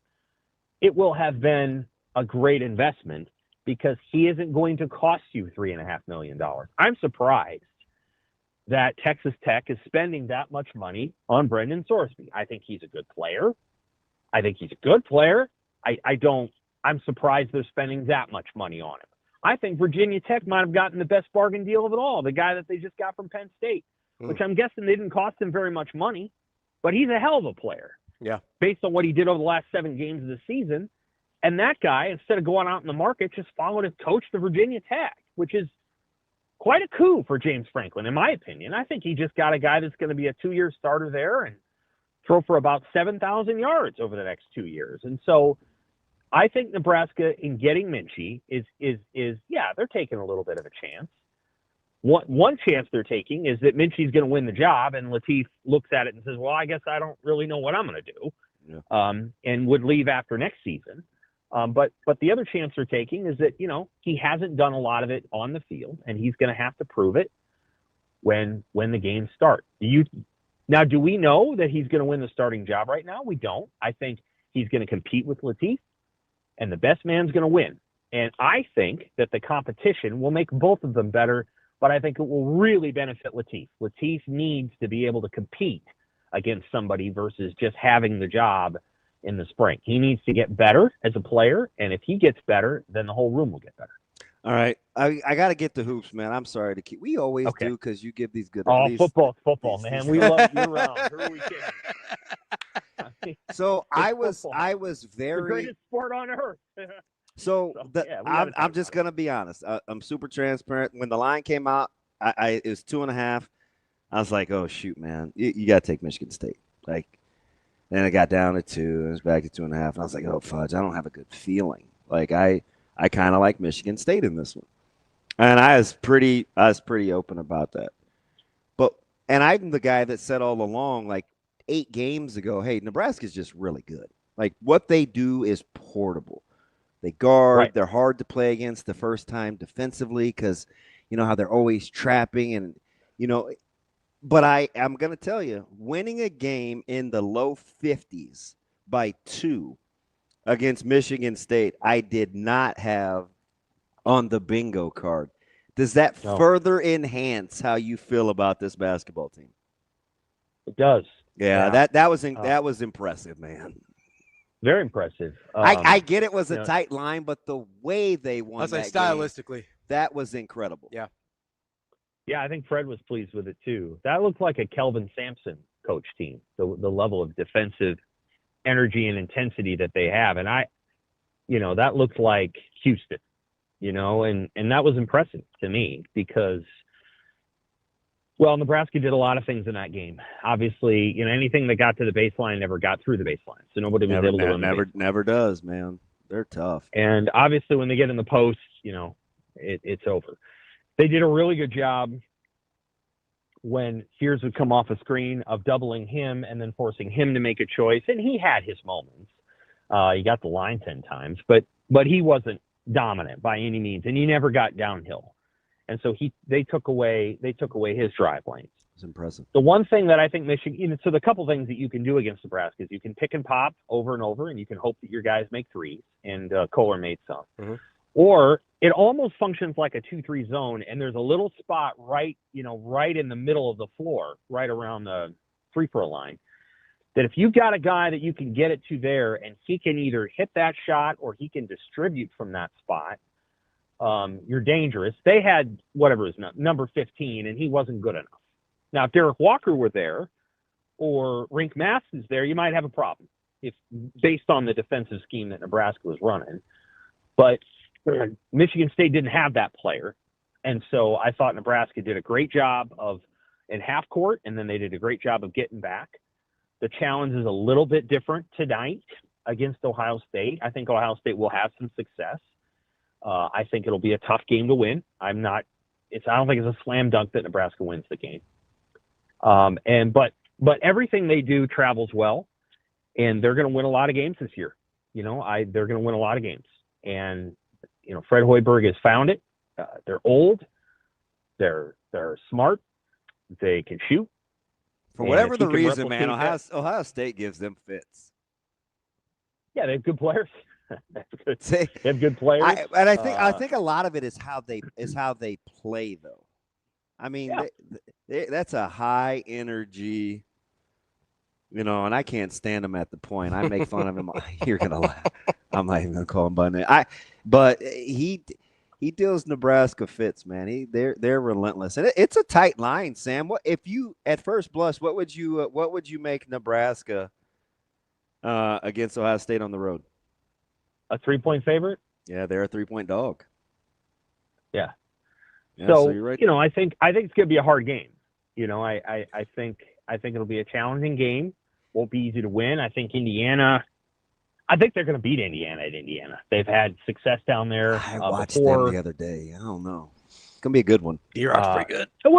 Well, this is a challenging week. This is a more – I think this is a more challenging week than last week because you got to play twice on the road against two good teams, and they were ready for Michigan State. You could tell that they were very prepared for everything they needed to do, and so now it's going to shift a little bit, and winning on the road is hard, but – anyway, they're going to win a lot of games. I don't know what the final number will be. 22, what would you have given that grade? They won against a top 15, top 10 program with probably their C game in some facets. Your second best player was a non-factor, but defensively, like the numbers add up. You know what I mean? Yeah, They played, their defense was amazing. And that's no disrespect. I mean, Michigan State is top 6 defensive efficiency heading into that one. But yeah, they're good. Nebraska won stylistically in a game where I'm like, Mass didn't score. Well, he didn't have near the second half that he did in the first. Yeah, I think he only scored 2 points in the second half. Yeah. Yeah, they played really well. Michigan State, I don't know that they're a top 10 team. But they do have good wins this season. It's going to be a step up in competition, obviously, when they play Michigan, which is they're certainly the best team in the league. So now, all that said, they played Michigan well too. They've defended Michigan really well, and so they're not gonna back down. The one thing that I will say, and this is a long ways away. But I would just mentally prepare yourself for 2 losses in Los Angeles unless Nebraska is extremely good, because that's kind of what happens when teams go out there. So the way that I would think about this team is try to win 1 or 2 extra games under the presumption that regardless of how good UCLA and USC are, you might struggle to win either one of those games when you go out there. UCLA just did not look good against Iowa. But no, they didn't. And one of the games is at 10 o'clock Central, 8 o'clock Pacific. So now that's a long ways away. That's in March.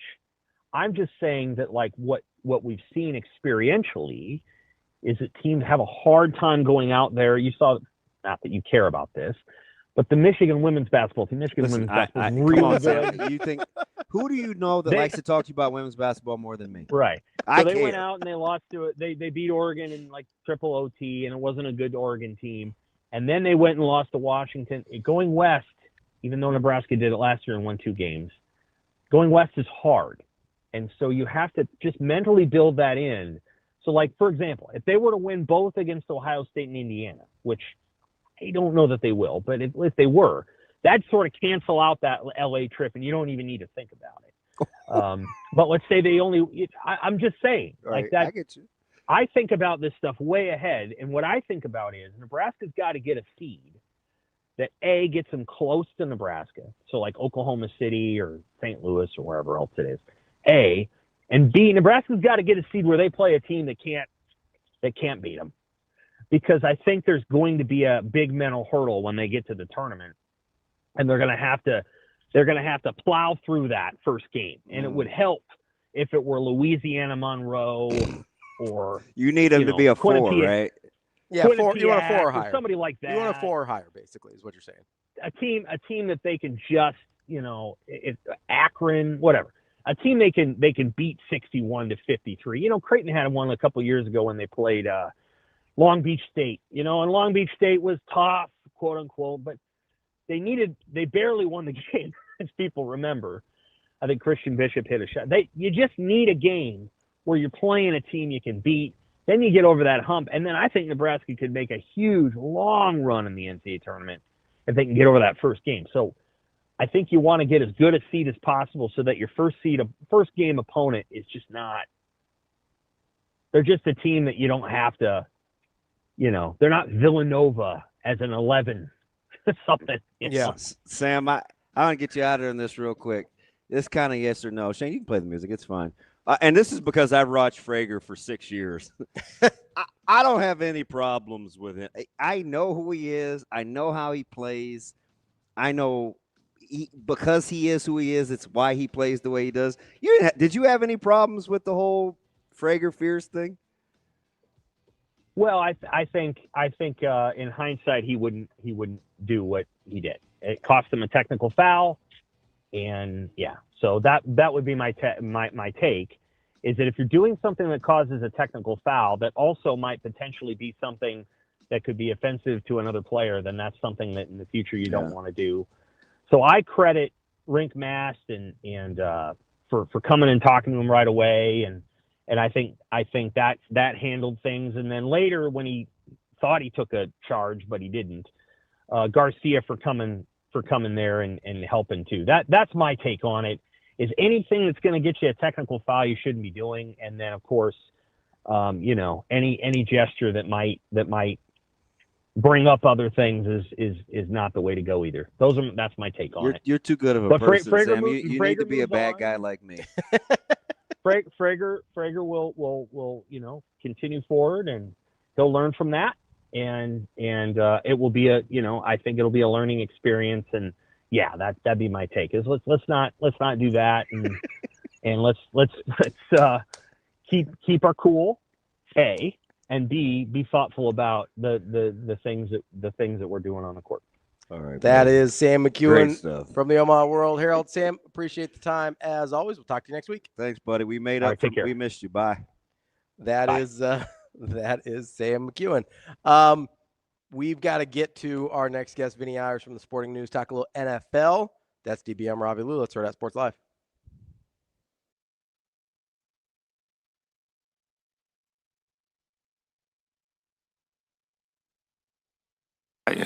Listen, we got out rebounded by 14. I thought we did a hell of a job in that first half where you really needed to go out and set the tone. I think they had 2 at halftime, and I thought our transition defense was exceptional, and we never took the wrong path chasing down a rebound that we couldn't get. This is the best defensive rebounding team in the country, and we were dead if we were going to chase balls down.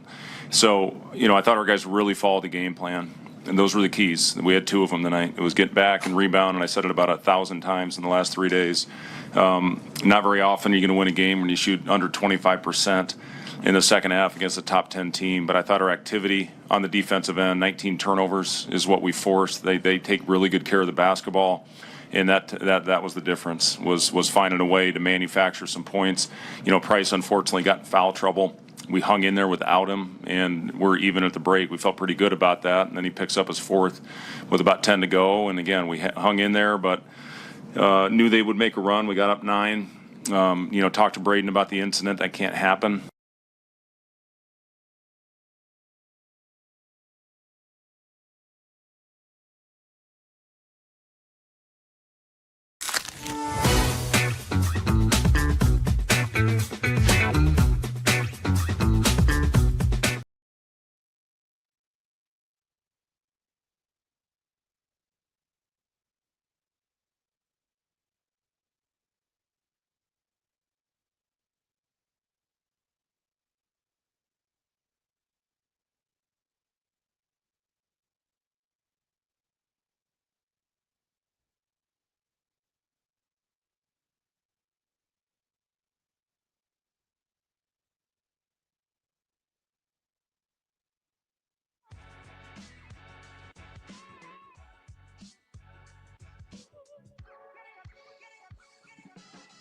You're listening to Hurrdat Sports Live.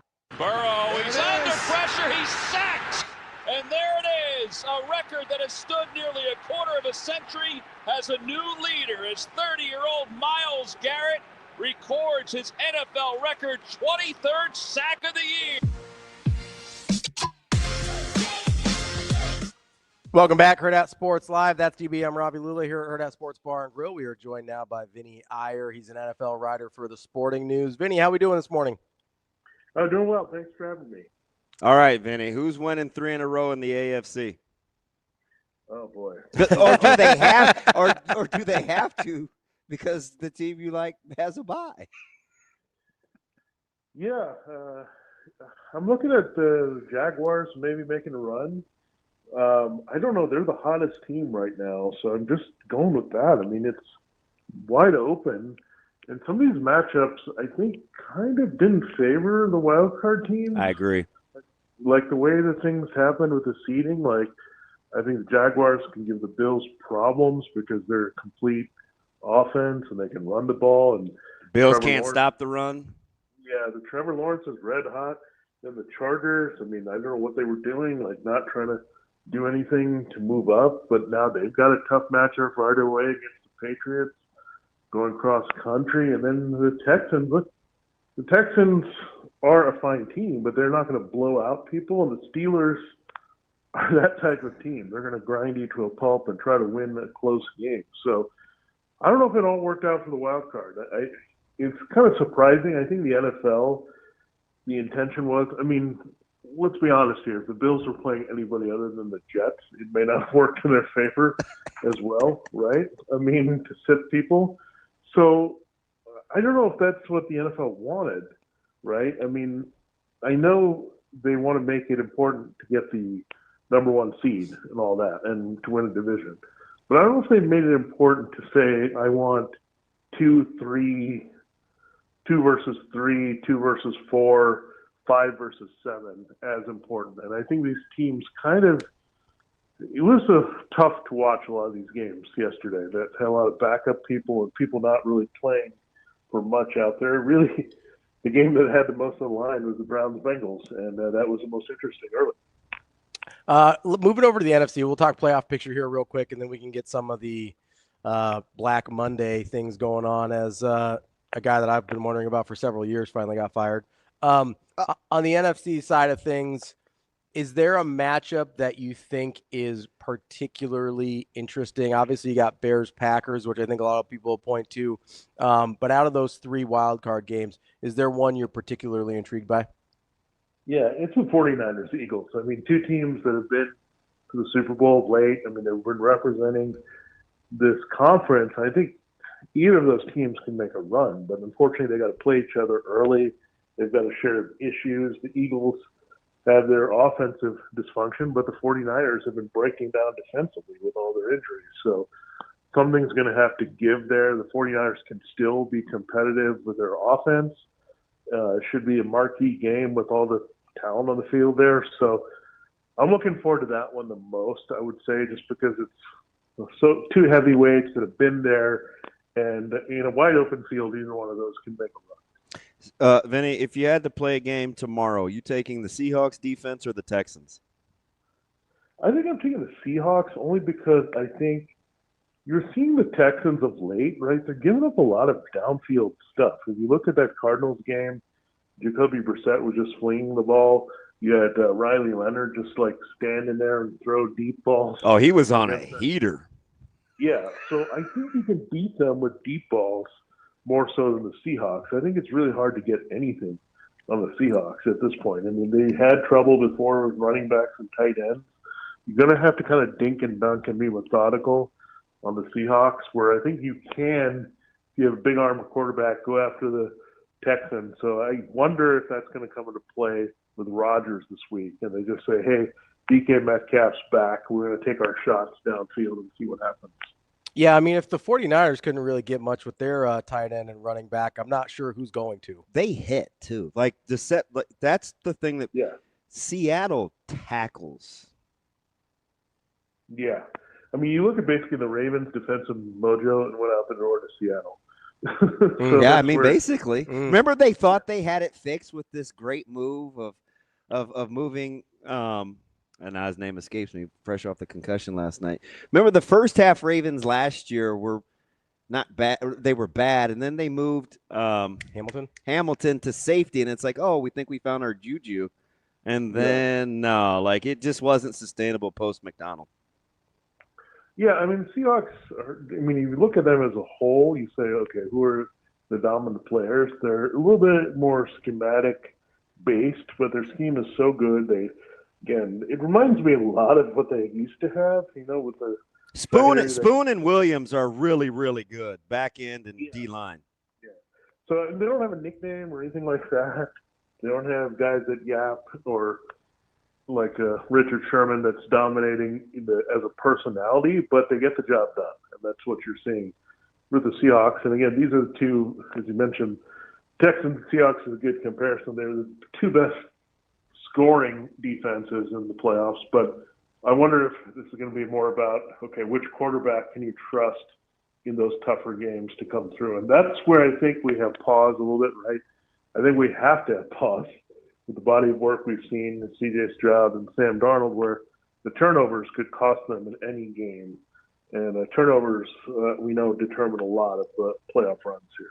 So, you bring up kind of an interesting part there with the quarterbacks because, I think still some people with Jalen Hurts, despite the Super Bowl, don't necessarily trust him. Brock Purdy has his detractors. Then you've got a bunch of guys that either haven't done it or have shown they can't do it, or you've got Matt Stafford who's done it but is older but also might be the MVP. What quarterback, it could be NFC or AFC, I know I just did the NFC there, what quarterback do you trust the most that isn't named Josh Allen? Yeah, for me right now with the Jaguars, with talent and this is a physical talent that's been around for a while. He just needed the people around him to get it done. And Trevor Lawrence is really the guy to look at. I mean, when you look at complete package, the way he's playing the last several weeks, I think that's why they kept him in that game. Everyone was questioning why is he still in that game in the second half. I think they just wanted to keeping him hot, keep the momentum up going into the next week. And he's going to be having that, right? There's going to be no rust on this guy going in. They've been playing for a lot the last several weeks, so they're kind of in their playoff mode. So Lawrence, I think the talent is all coming together finally put him in a scheme with the talent around him that he needed to live up to expectations. I mean, this guy's been through a mess, right? I mean, between Urban Meyer and Doug Peterson, they were just stale coaching staffs. Nobody's happier than my partner, Vinny. I'm just telling you. Once upon a time, he called Lawrence a generational talent, and he gave it context, but our listeners have. I've been getting killed for 2 years on that, Vinny. So when you said Jacksonville and Trevor Lawrence, he almost did a cartwheel. I'll die on that hill that he's a generational talent. I'll just say this. I've watched him probably more in college than, being in Charlotte, Clemson is a thing, right? Yeah. So, not now as much, but, when those teams are winning, those teams were executing at a very high level. And then I also remember seeing him in college, play in person, where, I knew the physical talent was there, but you had to still guide him. Mm-hmm. You had to put him in a situation where he was going to succeed. He was a very talented quarterback, but you had to have a system. So I'd say he's up there. I think Drake May has proved over and over again that he can handle what's being thrown at him. So I think there could be a bit of a changing of the guard with one of those guys coming through. And then on the NC side, yeah, it's going to stink. If you lose the Hurts-Purdy game, like, what does that quarterback have to do to get people off their back? I mean, especially Hurts. If he loses that game and people are ripping into him, I'll be like, he just gave you the Super Bowl. So I think I still trust Hurts quite a bit. I really trust the quarterbacks in that game. Unfortunately, they're going to have to play each other. Outside of that, I mean, it's really hard in the NFC. I'd say you just go straight to Stafford. You know, he's done it just 4 years ago. So let me flip that for you. Who is the quarterback in all the playoffs that you would be the most surprised by if they're just like, yeah, I'm that dude? Yeah, I guess I should take somebody off the table before we start this. Like, I don't think Bryce Young and the Panthers are going to make a run, so I'm going to take them off. Okay. Like, I think that's the easy answer. Like, if we go from there. So now go digging a little bit deeper into what we have. I'm going to go with a little bit of a controversial one, but I'm going to say it's Justin Herbert. There's something about Justin Herbert in bigger games that has not been good. I mean, I like them to beat the Texans last year, and he the 5 picks through you. And the last time, right? I mean, that was terrible. And then don't forget the comeback with Trevor Lawrence. Yeah, I think people forget about Trevor Lawrence and his incredible playoff performance. Knock it off. People forget. Well, they do. I know. And Justin Herbert. I mean, I think this guy also. You look at the Chargers' offensive line, like he's gotten beaten up. Yeah. That's why they couldn't play him. Like, even though they're seating on the line, like they put him out there against the Broncos defense, he probably would not have been able to start probably the way how many sacks he's been taking of late. So, look, it gives him a chance. I mean, the Patriots are not the number one pass rush team. They still have some guys who can get to the quarterback. So, in that sense, they got an okay matchup, but I don't know. I can't really trust Justin Herbert going into New England and doing anything to help Harbaugh win that game. So I think that's a tough draw, and also a guy that, again, has had 2 really bad playoff games late. So I don't know. There's something off about that whole offense and team. I don't know if Harbaugh's going to have to make some changes, but I don't know if it's working as well as they'd like with Greg Roman. Part of it is, again, the Chargers' history. It doesn't matter who is wearing that uniform. They can't keep guys healthy. I mean, they just can't. I'll stay with the playoffs here real quick just before I get to the Black Friday. Now, you are talking to a resident Steelers honk. Is there anything portable that you saw from the Steelers offensively that you think works in the playoffs, or is it just a microcosm of the Ravens seemingly having to dress me to play defense last night? Well, I think the biggest thing is they have to stay aggressive throwing downfield. Now, if that guy is DK Metcalf a few times in that game, I don't think that game is that close. If it's Marquez Valdes-Scantling, you knew even the previous week, right? I think if they had DK Metcalf, I think it would have been a big difference against the Browns. So I'm not saying he's that much of a difference maker as an individual talent, but for that team that has nothing at wide receiver after him, he's a mismatch creator, right? So he's a guy that can go after like an Alec Pierce or Michael Wilson, someone fast and strong that can run downfield on that. Michael Wilson is a terror. That's a great pull. Yeah, I mean, he's going to be a great one. I don't know, like people don't want to say this, but I think he's clearly become the number one there over Marvin Harrison Jr. So that's something to look at. But when you look at this downfield ability and Rodgers, I think if I'm Rodgers, I would just come out ripping and don't care. Like, no one's expecting to win this game. The Steelers, everyone is down. Everyone expects the Steelers to go 10-7, 9-8, and lose their first playoff game.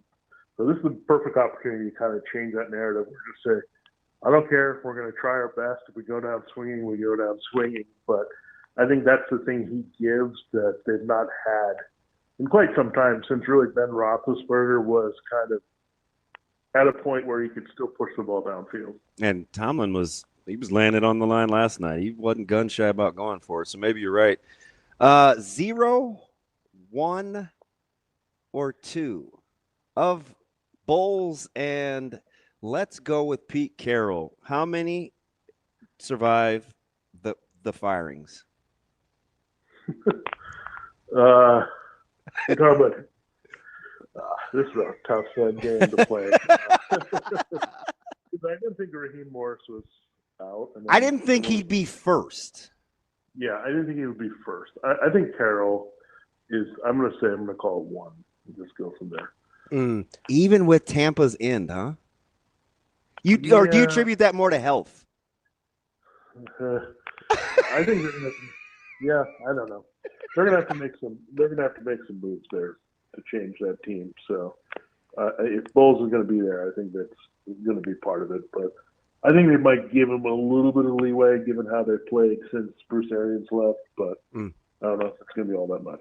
Are you surprised that Cleveland made a move on Kevin Stefanski? People keep telling me how good of a coach he is.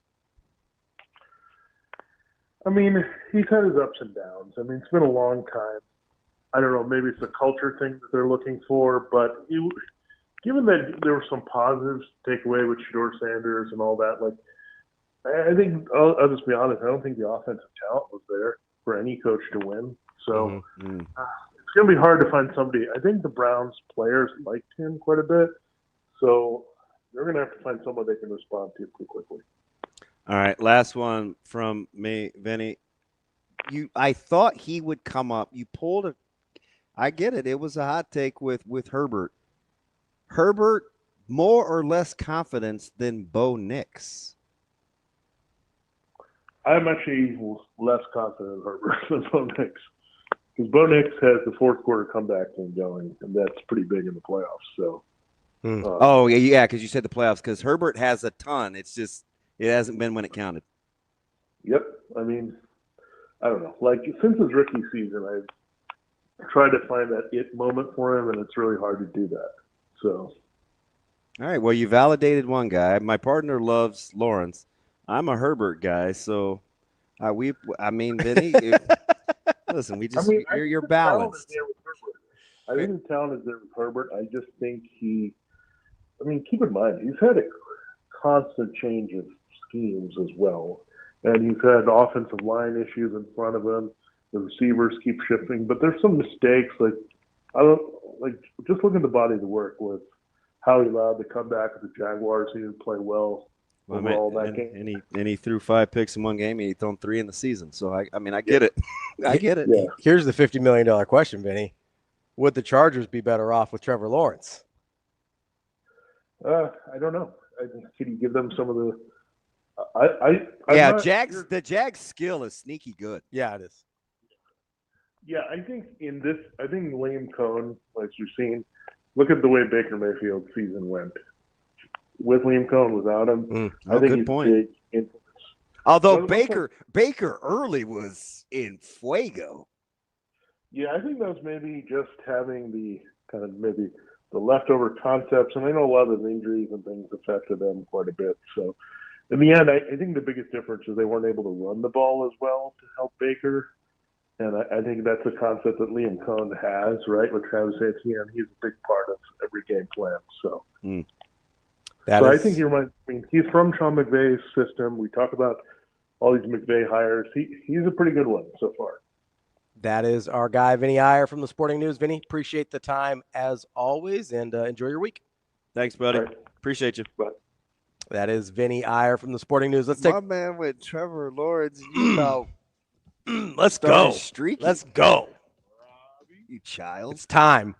It's T-Law time. You know where it's T-Law time? Duval.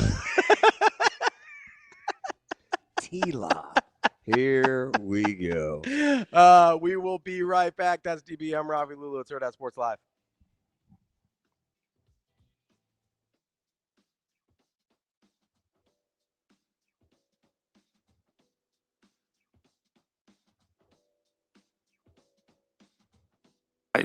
Listen, we got out-rebounded by 14. I thought we did a hell of a job in that first half where you really needed to go out and set the tone. I think they had 2 at halftime, and I thought our transition defense was exceptional, and we never took the wrong path chasing down a rebound that we couldn't get. This is the best defensive rebounding team in the country. and we were dead if we were going to chase balls down. So, I thought our guys really followed the game plan, and those were the keys. We had 2 of them tonight. It was get back and rebound, and I said it about 1,000 times in the last 3 days. Not very often are you going to win a game when you shoot under 25% in the second half against a top 10 team. But I thought our activity on the defensive end, 19 turnovers is what we forced. They take really good care of the basketball. And that was the difference, was finding a way to manufacture some points. Price unfortunately got in foul trouble. We hung in there without him, and we're even at the break. We felt pretty good about that. And then he picks up his 4th with about 10 to go. And again, we hung in there, but knew they would make a run. We got up 9. Talked to Braden about the incident. That can't happen.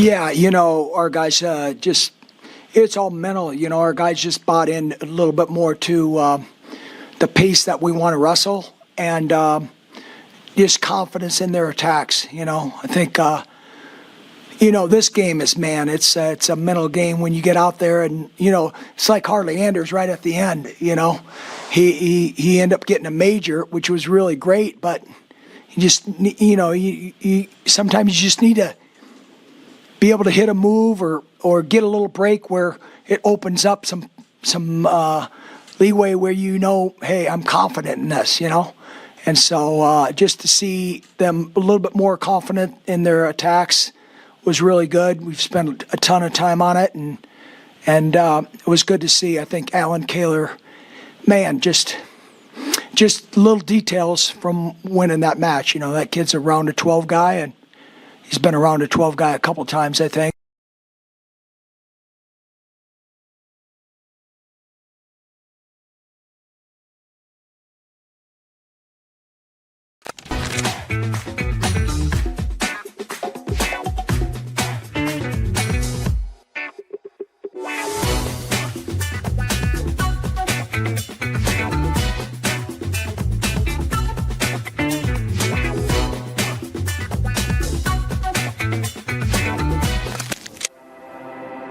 A successful financial future is built one coin at a time. Whether you're just starting out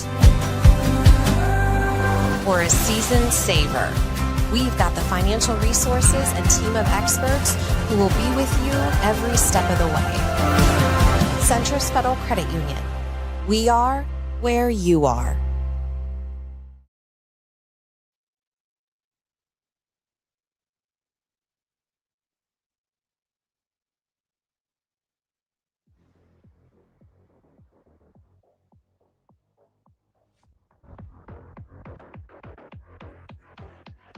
Welcome to Hurrdat Sports Live.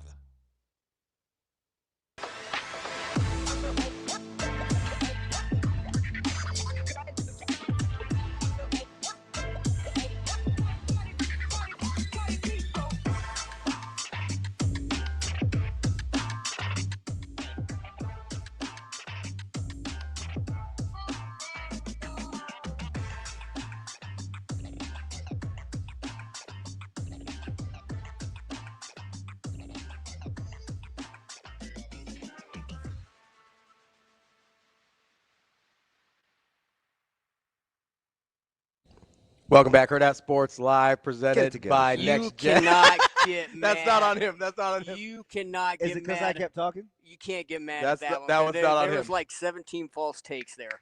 That one's not on him. I'm sorry. I'll defend Shane on that one. That one's not on him. I lead it. Presented by Next Gen Male Medical. Make sure you get out.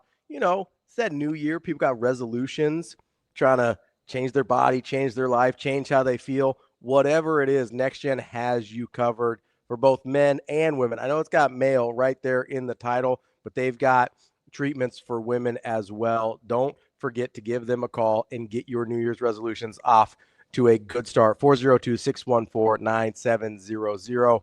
If it was me, I'd ask them about their peptide therapy. Peptide. You know, which one I like, DB? Sarah Moylan. Sir Moreland. By the way. Almost nailed it. You were right there. They just ordered that for me. Oh, are you going to get on it? Yeah. Let's go. I've been on it. Oh, have you? Okay. Yeah. I didn't know if you were on that one. But guess what? What's that? Remember, that's the one where I shouldn't even give you any ammo, but he told me, he's like, hey, the unit's 10. I showed him a picture. He goes, yeah, now draw it to the 10. No. So it was halfway. It was 5. Oh, okay. And he goes, hey, now just draw it halfway in between the line. And I was like, just about half. Nick thinks I'm an idiot. So now every time I get there, I've been in the same room. Remember I told you room 2 is always my room? Yeah. They just say, go to your room. Go. They don't even I don't even think they like talking to me. I don't know. I blew my breath super loud like a child. I was like, huffing and puffing. Well, they had made a Chick-fil-A run, and the line was like free cheese and butter next door. Yeah, yeah. I mean, it was around the bend, not the steakhouse, but yeah. And no, it'll go around the block. That so line. I was like, well, what's going on? This is the longest I've been in. You know, I'm 5 minutes. I'm max 5 minutes. In and out. I'm max 5 minutes. So I must have blown my breath too loud, and they're like, should be with you in a minute, DB. I was like, I heard you just breathing heavy from the other room, just sighing. So it's from being antisocial. I'm telling you, once I got back from Vegas, I think the only person that I talked to every day outside of the group chat was Ryan. Oh, yeah? That's it. I tried to, because I figured I was like, hey, he's probably shutting it down on our break a little bit. So I tried not to blow you up too much. Yeah, I didn't. I hit you up with a couple just to make sure, like, you knew I was checking in. But yeah, like I was mostly just sending Instagram reels. Yeah, you're a child. Well, you know, the back half of December is just hard on me. Yeah. That's why I was like, listen, I'm not going to be all up in your business. I just, it's just so. That's what the break is for. We got to shut it down a little bit. So Micah screwed up the garage. Oh, what do you do? Apparently backing I don't know. He still hasn't really come. It's I didn't hear anything, but I wasn't at home, so Lupe fixed it. Oh, yeah. Well, he had a guy. Oh, sure.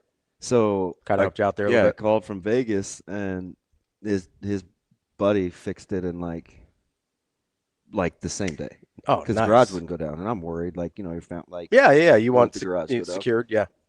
So, I had just purchased a fantastic thing of tequila. Mm-hmm. I gave it away. Oh, look at you. He didn't answer, so I left it at his door. What was it? Do you remember? I got his doorbell. Yeah. Nice. Yeah, it's like, where you're going to get somebody something. Here you go. You're like, here you go. Little short arms, little alligator arms. But I have two and I've only opened one, so they were gifts. So I'll enjoy those. So we were talking about Kenny Minchey a little bit with Sam. Yes. And you brought up. Sorry, I wanted to talk about it, so I didn't have a good transition. How that whole you like that? I do, yeah. So I wasn't gonna totally get into that part, but you mentioned you don't have to. You mentioned that you liked him. Yeah. And so I know you've got obviously some of your boys over at Notre Dame. Were at least one of them were. I was super happy to see Anthony go to SDSU. That's a great spot for him. Pumped. That's a great, not just because of D-Jack, but just like it's a great spot for him. It's a great spot for him, and he's an incredible player. Yeah, like I know that's I've been on that forever, right? Like sophomore year, basically. Big fan of Anthony. So excited to see him get an opportunity to ball out there. But you've obviously got some familiarity with the staff, obviously with the quarterback room because of Anthony. What was it about Kenny that you kind of drew you to him? Because I think he's really talented. Okay. And I think our guy Tim Verghese would agree. I watched his breakdown. I think it got a little political over there. With CJ Carr? Just in general. Okay. I mean, because Angeli. Yeah, it was a weird dynamic. Yeah. And I'll leave it at that. Okay. And I think for him to stick around and to be a really good teammate was incredible. And he's talented. Yeah. And they like good tape. I mean, it's good tape. Oh, they liked him. Yeah. I mean, they understand. Yeah. And so I like that part because he's super talented. Number one, he's mature. Like he comes from tutelage that is at a high level. So he brings a certain amount of excellence to every room he enters. The room is going to be better because he's in it. Yeah. Number three, he knows what it's like to compete, and he hasn't always had it go his way.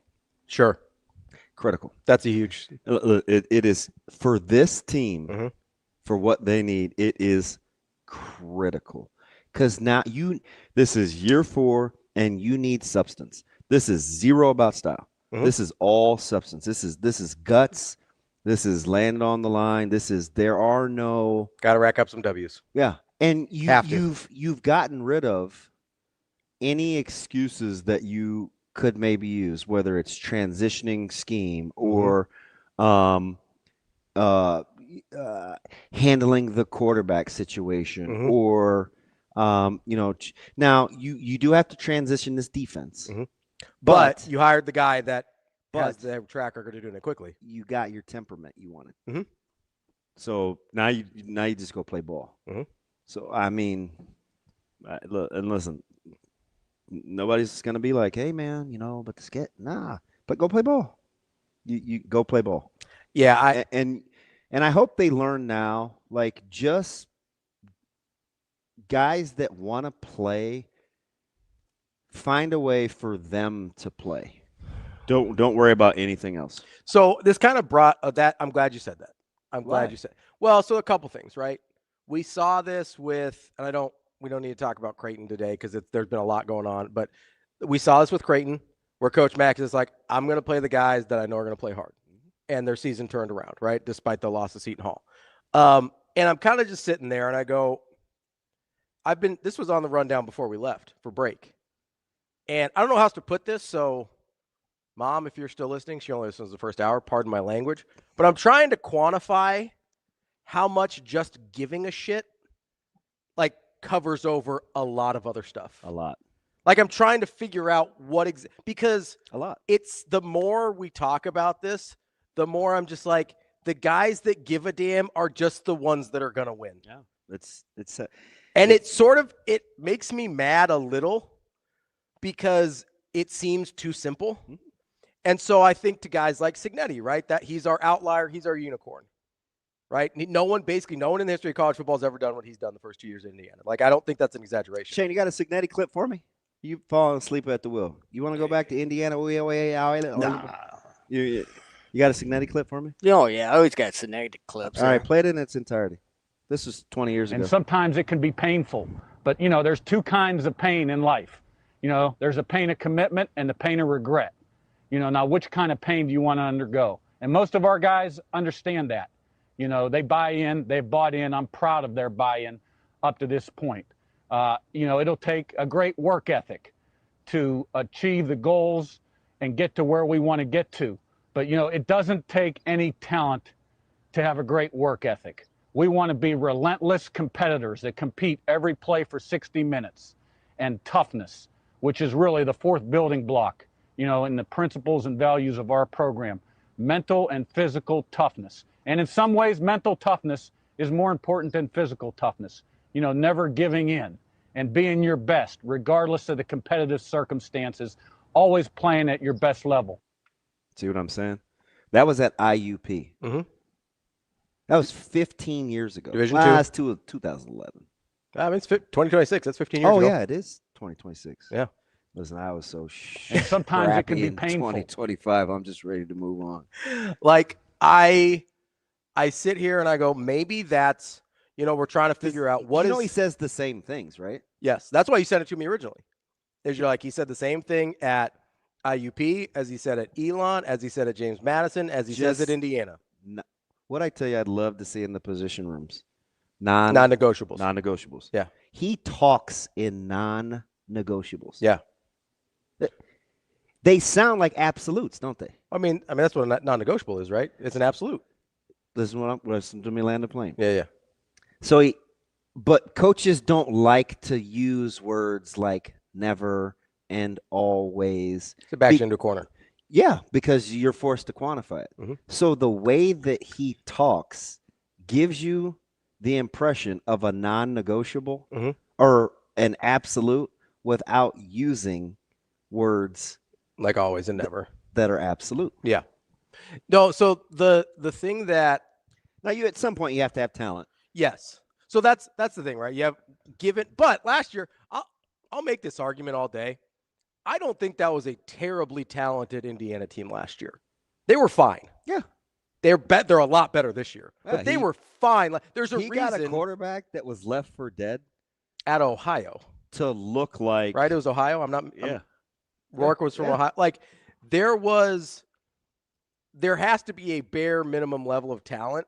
But let's not kid ourselves and think that Indiana was super talented last year. There's a reason it went the way it did against Ohio State, and then when they got in the playoff, right? Like they were out talented. That's what Sam was talking about Bill Bender was talking about in the first hour, where he goes, yeah, you may just out talent him, but you'll never out scheme him, right? And so I mean, this guy went IUP to Elon. We gonna act like that didn't happen before James Madison? Yeah. I think he was at Elon, 1 year? Was that 18? It was quick. 18? It was quick at Elon. And sometimes it can be painful. I think it was 17 or 18. And so anyway, carry on. I guess my point is maybe because me and everybody else has been trying to put our finger on what is the magic sauce, right? It's all like what he just said is the magic sauce. Google me. It is. But where I get fascinated is the areas where that trickles down to, right? Because I genuinely think he's a better talent evaluator. He has to be an elite level talent evaluator. But he doesn't miss. You know how that gets easier? When you know what your non-negotiables are. Hey, man. Right? So that's why that part fascinates me. Yeah. Because he starts with the non-negotiable. Whether it's recruiting, who he brings over. Yeah, coaching staff, whatever, right? But I think it's interesting when you sit there and you go, okay, I think a lot of people are like, oh, he's just an elite talent evaluator. It's like, yeah, but why? It's not like anybody's trying to miss, right? Yeah. Like, what does he see that no one else sees? And I go back to, I almost said something like this. I'm not going to give myself too much credit. But I went back a long time ago where I would say identity and fit make you a good talent evaluator. When you are stone cold locked in your identity, you know what's a good fit. That makes you a good talent evaluator. That I was talking about football things. I think he extends that to personality, temperament, competitiveness, and, of course, the football things as well. And, again, I'm not going to harp on the Creighton thing, but I told you my number one takeaway. Why I wanted to get close to Mac is when we had him on in my former life, first year transitioning to the Big East. 2 years at Elon, by the way. I said, he said, well, we're still going to have some non-negotiables. I just need a little bit to see some of the dynamics of what I'm recruiting against in the Big East. You know, length, athleticism, things of that nature. He said, but I have a few non-negotiables. Yeah. And I was like, I think I'm in love. It sounds dumb. No, I get what you mean, though. I get what you mean. Because it can come across as rigid. But when they're the right non-negotiables, that's what you look for. And if that player doesn't have it, he cannot be there. Yes. Doesn't matter how talented he is. And that's the thing that we don't like to say. Because the other half of that sentence is, it doesn't matter how talented he is, right? Yeah. Like that's what it means. And it gets really, really easy to cut the guys who don't meet the not cut, but get rid of the guys that meet. So why I do think what the turnaround is a unicorn. I'm not so sure the methodology is. That's fair. I hear a lot of other things and other coaches that have true non-negotiables. Mm-hmm. Now, he might just be a little bit better at it than a lot of guys, right? Yeah. But I would say, and it's no coincidence that he coached under him. I would say Saban was like that. 100%. Saban's clearly had non-negotiables. Yeah. There were a lot of really talented guys that just didn't make the cut with Saban. He just couldn't be here. Couldn't hack it. Remember when we had Barrett when he won the Outland? Oh, yeah. From Bama, the center? Yeah. He said Nick Saban's greatest talent as a coach was deprogramming high-end guys. I will never, ever, ever forget when Barrett Jones said that. He said his greatest gift that you cannot see is deprogramming high-end guys. You know who that makes me think about? Who? Derrick Henry. Oh, with the pass pro and all that? Yeah. Is Derrick Henry was probably not what Alabama thought coming into. Physically. I don't know. He just surpassed his high school output in yardage in the NFL. No, I mean, physically, yes. But in terms of where he was at, in terms of probably football IQ and what he had actually learned about the game, probably not where they thought he was at coming into Alabama. Yeah. And so, and I'll give Derrick Henry credit for being able to say out loud, hey, give me a minute. I never learned any of this. But you also have to give Nick Saban some credit. It'd be because it'd be really easy to just say, hey, well, this worked at high school. You're a physical freak of nature. It'll probably just work here. And it probably would have. Yeah. It's right. You probably didn't need Derrick Henry to pass pro, and it would have been fine. It was, I was at a practice before the bowl game, and I was just bumping around. I was with Foreman, actually, and we were just talking about elevating and standards and stuff like that. And we just were every room, every organization just needs non-negotiables. They need to be they need to be the points of emphasis every day. Mm-hmm. If you have non-negotiables and they're the point of emphasis every day, it doesn't matter if you're in helmets, half rack, full gear, mm-hmm. if it's offense, defense, special team, it doesn't matter. It will look a certain way. Yeah. It just will. So, this isn't some. It's the simple versus easy thing. Yeah, sounds simple to say, not always easy to execute. So, but I think it's paramount for this team. Are you paramount confident that Coach Rhule has his non-negotiables? I think that's what he's attacking in the offseason. Okay. Where are we? Let me look at the processes. How demanding is it? Is it not? When I say we need to do hard things, what are those? What are the ones that we got to have in place? Where do we need to? I mean, obviously, listen, if you know you haven't been as physical as you wanted to be at the point of attack defensively, mm-hmm. you have to address that. Does it start with how we practice? Does it start with the guys we recruit? Does it start with the coaches? Maybe it's all of it. Mm-hmm. So you attack that, right? If you don't I don't know. Tackling's too easy, so I won't get into that because tackling actually starts with what some of the non-negotiables mm-hmm. are, right? If finishing reps and finishing drills is a non-negotiable, you'll tackle better. Sure. You just will. Sure. Right? So that's a byproduct. Mm-hmm. So let's say it's a symptom. It's not the disease. Yeah. So let's say he said he's looking at nutrition, strength and conditioning, and how they practice. If you don't like how the tail ends of seasons have went, mm-hmm. what are you doing that's the same that could lead to those? Mm-hmm. Is it something like, well, we didn't get enough rest, we've had too much rest, rest compared to the toughness of the schedule? Did we need to put in rigor early mm-hmm. to condition our bodies for whatever that is? I think he's got to be willing to take a look at. Yeah. Because that's the only way how you can stop repeating it. You know what I mean? Yeah, I mean, you can't. Because clearly you haven't finished the way that you finished wanted. well. And it's not just because of who's on the schedule. Right, because it's been 3 different schedules. Yeah. It's been 3 different quarterbacks. So you gotta gotta take a look at the process. So when you look at I'm fascinated by this because I do.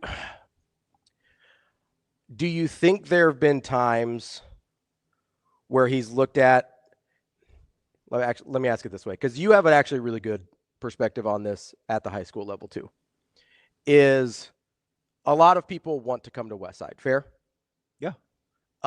You do not take everyone. Clearly. Correct, right? So they wind up at other schools. Usually not a talent issue. Is that fair? Yeah. Okay. Yeah. So we got beat by one of the guys. No, I know. Yeah, it's not a talent thing. So it's not when you say, hey, probably not the right fit, usually not a talent issue, right? Correct. So in that position, how hard is it to look at a guy that you know is super talented and have the confidence that you have in yourself and your coaching staff to be like, we can probably get this out of him, but you know deep down he doesn't hit some of our non-negotiables. What's that internal battle like? So far, if it's a 1-year guy, we're passing. So no 1-year guys at all. Just can't see it happening. Okay. Because it's just too much. It's a lot. Because you kind of want to deprogram them, right? It's if we're being honest, like that's part of it.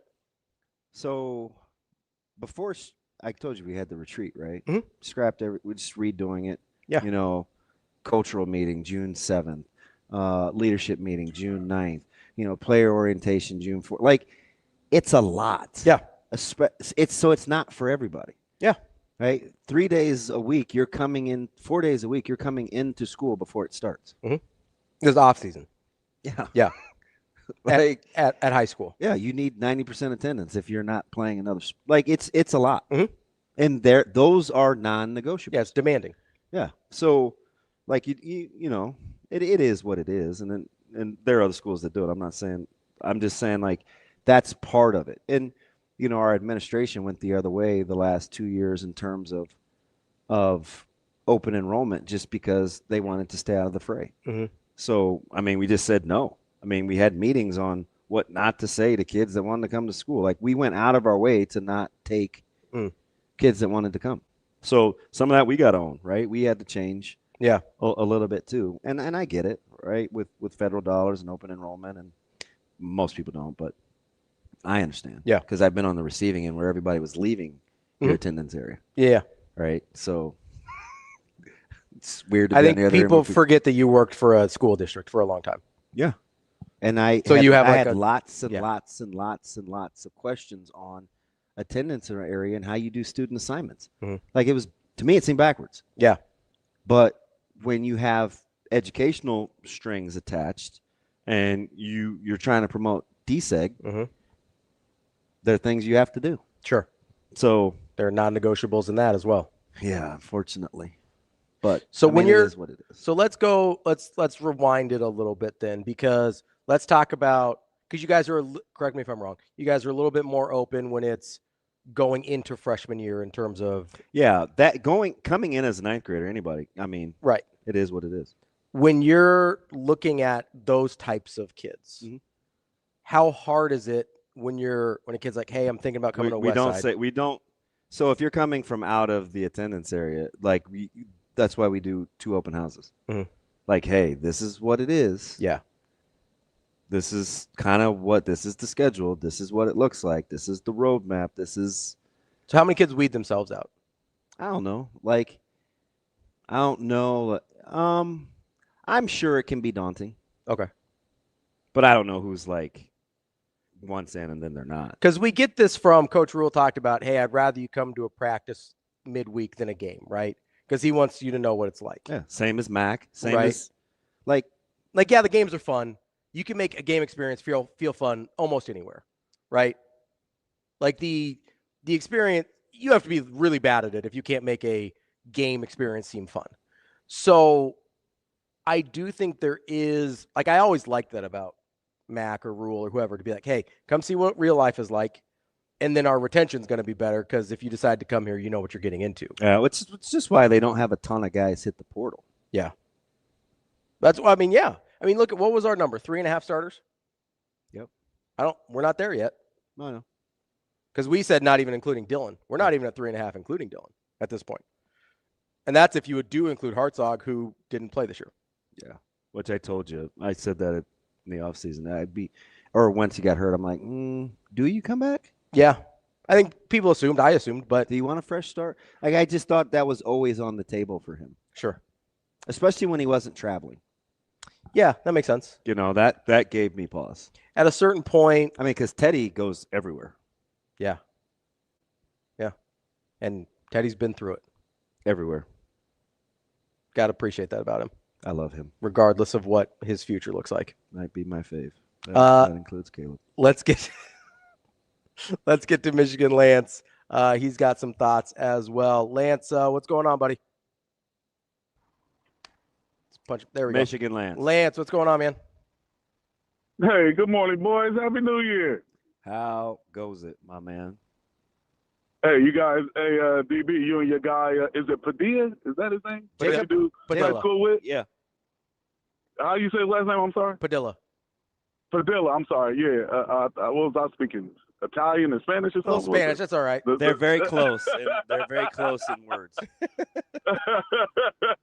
Hey, you guys doing a high school portal show or what? I was trying to. No. We're not going to do that? Listen, I was trying to make I can't believe what's going on. I say that every year. This is at an all-time high. Yeah, yes, it is. Yeah, and yeah, it's been ramping up every year as we go along, hasn't it? Yeah. Yeah. So apparently you caught word of your alma mater. Yes. Yes. What happened? What happened? Because I don't know. Well, on air, I don't know either. Oh, wow. Well, you're the one bringing it up, Lance. What do we got going on, man? I mean, I came back from the bowl game, and I was like, "What the heck?"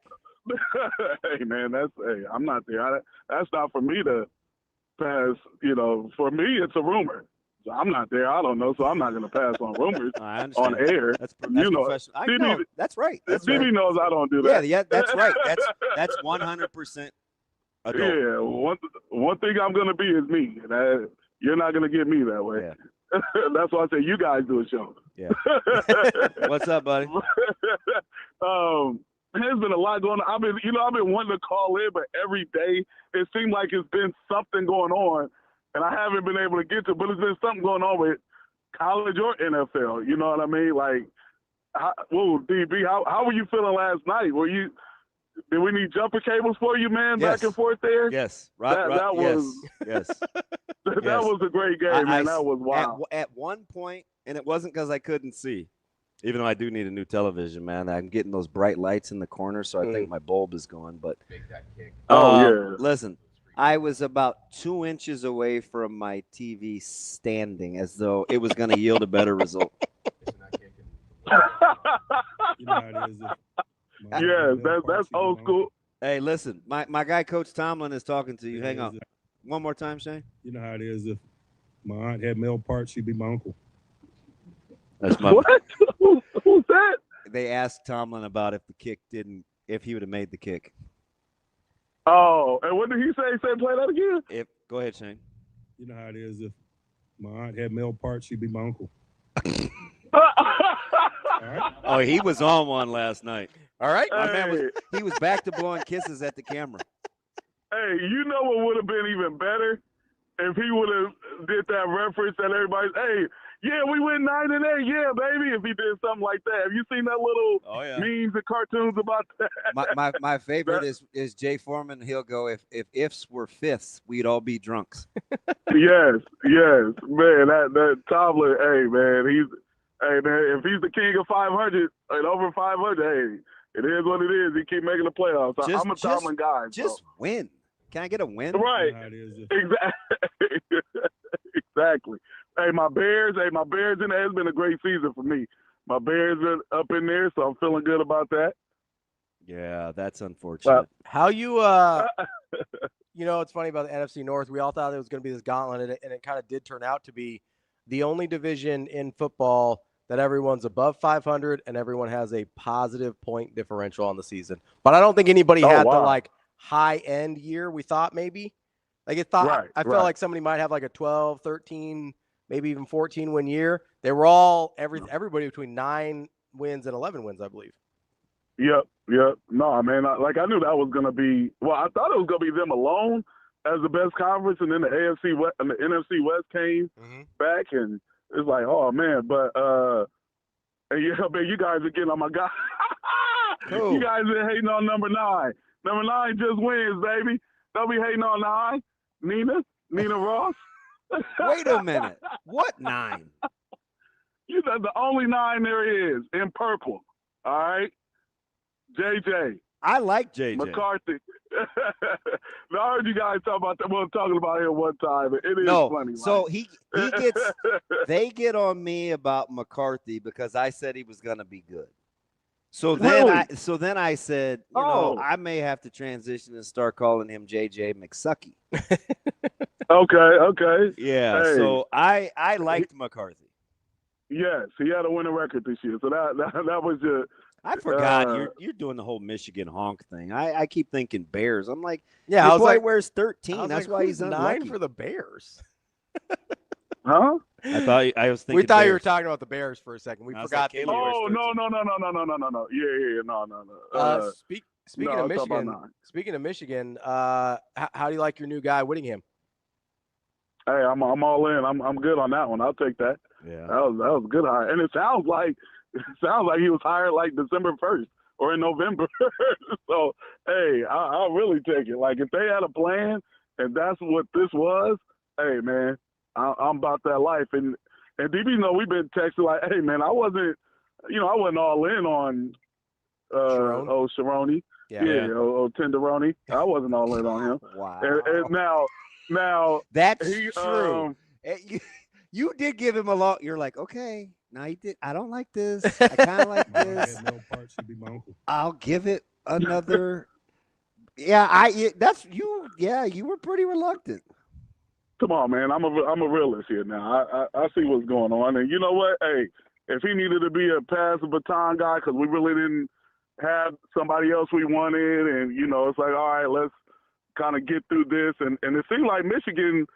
It seemed like this was the plan all along. Right. Like everybody's like, hey, they knew, and then they just waited to pull that trigger when everybody was on board with it. Oh, he lost to Ohio State. All right, we're done. Let's go. And everybody said, yeah, let's do it. And then hey, here's the reason why. And so, no, man, I didn't know. I thought we were gonna get DeBoer, and I think we would have got DeBoer if they would have lost the first game. But since they didn't, well, that kind of – I think that's what happened. I don't know for sure, but I think that's what kind of happened because the transfer portal was just coming too close. It's like, well, if he keeps winning, what are we going to do? And so I'm glad, Can I ask you about your quarterback? How are we feeling about Bryce? You like Bryce more than Caleb, college to pro, or what are we doing here? Yes, I'm all in on Bryce. Bryce, and we got what he needed. A coach, a good offensive. Dude, Jason Beck with him is horrifying. I am not excited. Who, you don't like the OC? No, I think it's horrifying for the rest of us. Oh, okay. It's what? No, he was incredible with Dampier. He was incredible with Dampier, and Underwood is more talented than Dampier. Like that is. I don't know exactly. Well, here's the thing, DB. You think? Here's I love. Is he tougher? Go ahead. I don't know if he's tougher. I say he's more talented. I don't know if he's tougher. Man, you guys. I mean, he's a quarterback, DB. How many tough people are there at quarterback? Eric Crouch is one. Eric Crouch is one. No, North guy. People forget. Is he? Real tough. Oh yeah. Really? We want to go down that rabbit hole? Yeah. In college, are we talking about tough? What? Tough. All right, man. All right. Look, I guess if you can come back, slap. Yes. You talking about the quarterback competition? Like he's 19. You go through decision making. So now you want to use that? Don't mean he ain't tough. You said brains don't stop developing before you're 22. Be consistent. Okay. Be consistent. I am consistent. You don't call it, man. Listen, you don't call it tough because you like him and know what we talk. No, he's tough because he got hammered for 4 years and got up every time. We're not gonna say that for Bryce. We don't know yet. Him develop in? We don't know yet. Can I rewind? I'm gonna go slow. All right. I don't know about Bryce. I do know Really? Dampier is tough. When you run that quarterback run offense, you better be tough. That's what I said. Okay. So here let me counter that. Is he No, I don't believe he's that type of runner like that, but I think he's a good enough runner. He'll be tough enough. Is he going to be the toughest? No, I don't think he's going to be tough. Is he going to be – but I think he's going to be tough enough to do it. Yeah. And here's the other thing too, though. So I'm okay saying I don't know. Yeah, that's fine. Okay. But here's my other thing, though. Do you have to do that when a guy, his arm talent is better? Like, So it doesn't have to be if that's 40-60 runs. I don't know how Beck 80-20 runs. I don't know how You know Beck what I mean? wants to play with this personnel grouping. I just know That's how how he Beck has. has Yeah. played. So I'm not Right. saying he's incapable of changing, but I mean Michigan's going to have to do some things that they're not going to do if they're going to be 60-40 the other way. You better go get some guys to throw the ball to for once. Oh, most definitely. Now we definitely, I don't know if I said that on air, but we definitely have been cheap when it comes to wide receivers. Yeah. We definitely need to spend some money on wide receivers. Now, we got a good young group, but yeah, we don't have anybody that blow the roof off. Yeah, we definitely are cheap on that end, which I'm hoping when you got better talented players on what you do, if you can coach up, develop. Now, they weren't garbage at Utah. Now, I'm not saying, of course, they had good talent, but they want this talent that he has and can possibly get at Michigan. You know what I mean? And so Bryce doesn't have to beat Eric Crouch 30 times a game. He just needs to give us 5 to 8, 8 to 10 good carries. That's it. Yeah. And because the way he throws the ball so well, you don't need to be, but he does need to run it too, but you don't need to be and the formations, the shifts, the eye candy. I mean, as long as he can keep it 11 on 11, he'll be fine. He's a good OC. And remember, guys, this football is not the football we played or grew up watching and all that anymore. Like, ain't nobody banging like that. It's a couple people, but that's not the majority. It's not like you guys played, like when you played Missouri, DB, wasn't Missouri a tough game? Yeah. Yeah, like playing Kentucky that's not a tough game. Like, or somebody like no. Playing Northwestern, y'all make it more tough than what it is. Let's stop with that. They ain't out here knocking people socks off or nothing. We need to stop with this. Or is this person gonna be? Man, nothing's tough anymore. Look at the league. Look at the NFL. Like, this ain't that. So, hey man, but I get what you're saying. But I don't want to compare toughness to a different era because it's completely different. You know what I mean? So I'm not gonna do that to a guy. He's good enough. It's about to go down, man. It's about to get scary. Now, how about Penn State coach? Like, Penn State, here's my thing with Penn State and Campbell. I like Campbell at Iowa State. I think he's great for Iowa State. But Penn State said we want to win national championships and get rid of the guy that had a lot of success with them. I don't think Matt Campbell, right? I don't think he's going to do better than the last guy. Yeah, I mean, Lance, I don't even know if he can do. The expectation level did definitely changed overnight. Here's the thing. Come on now. Like, go ahead. Clearly, that wasn't their first 10 options, right? Like, they got left with who they got left with. So I agree with you that they set the expectation of, hey, it's national championship or bust because they were in the semifinal last year and won 13 games. And they said, not good enough. You're fired after a couple bad weeks, James Franklin. And then they went to everybody and their mother and kind of had Matt Campbell fall in their lap, which is a good hire for them because – how you know people's moms? Well, I know everybody. It's all good. But hold on. Okay, go ahead. Why is it a good hire for them? Tell me that. I think it's a good hire for them because Penn State's a harder job than people give it credit for. No, Penn State, the one that said it. National championship or bust. Listen to me. Listen to what I'm saying. Their own perception of their job got them into this situation. The rest of the nation's perception of this job got them Matt Campbell, which is low-key a good hire for them because this is a harder job than they apparently think it is. It's a hard Right. The expectations are probably shouldn't be as high as they were for James Franklin. James Franklin was the victim of his own success. Right. That was the situation. This is what one of the smartest things I've ever heard a coach say was Buzz Williams. He's the Maryland coach now. He leaves the school after about 5 to 7 years because that's about the time frame where they stop measuring you against what you inherited and start measuring you against the best you've done there. And once you're in that spot, you can be in a lot of trouble. Because James Franklin wasn't getting credit for, hey, this was a dumpster fire when I inherited it. Yes. He was getting killed for not winning a national championship and not being Ohio State. So once you get to that point, that's where things get really wonky in terms of expectation and perception.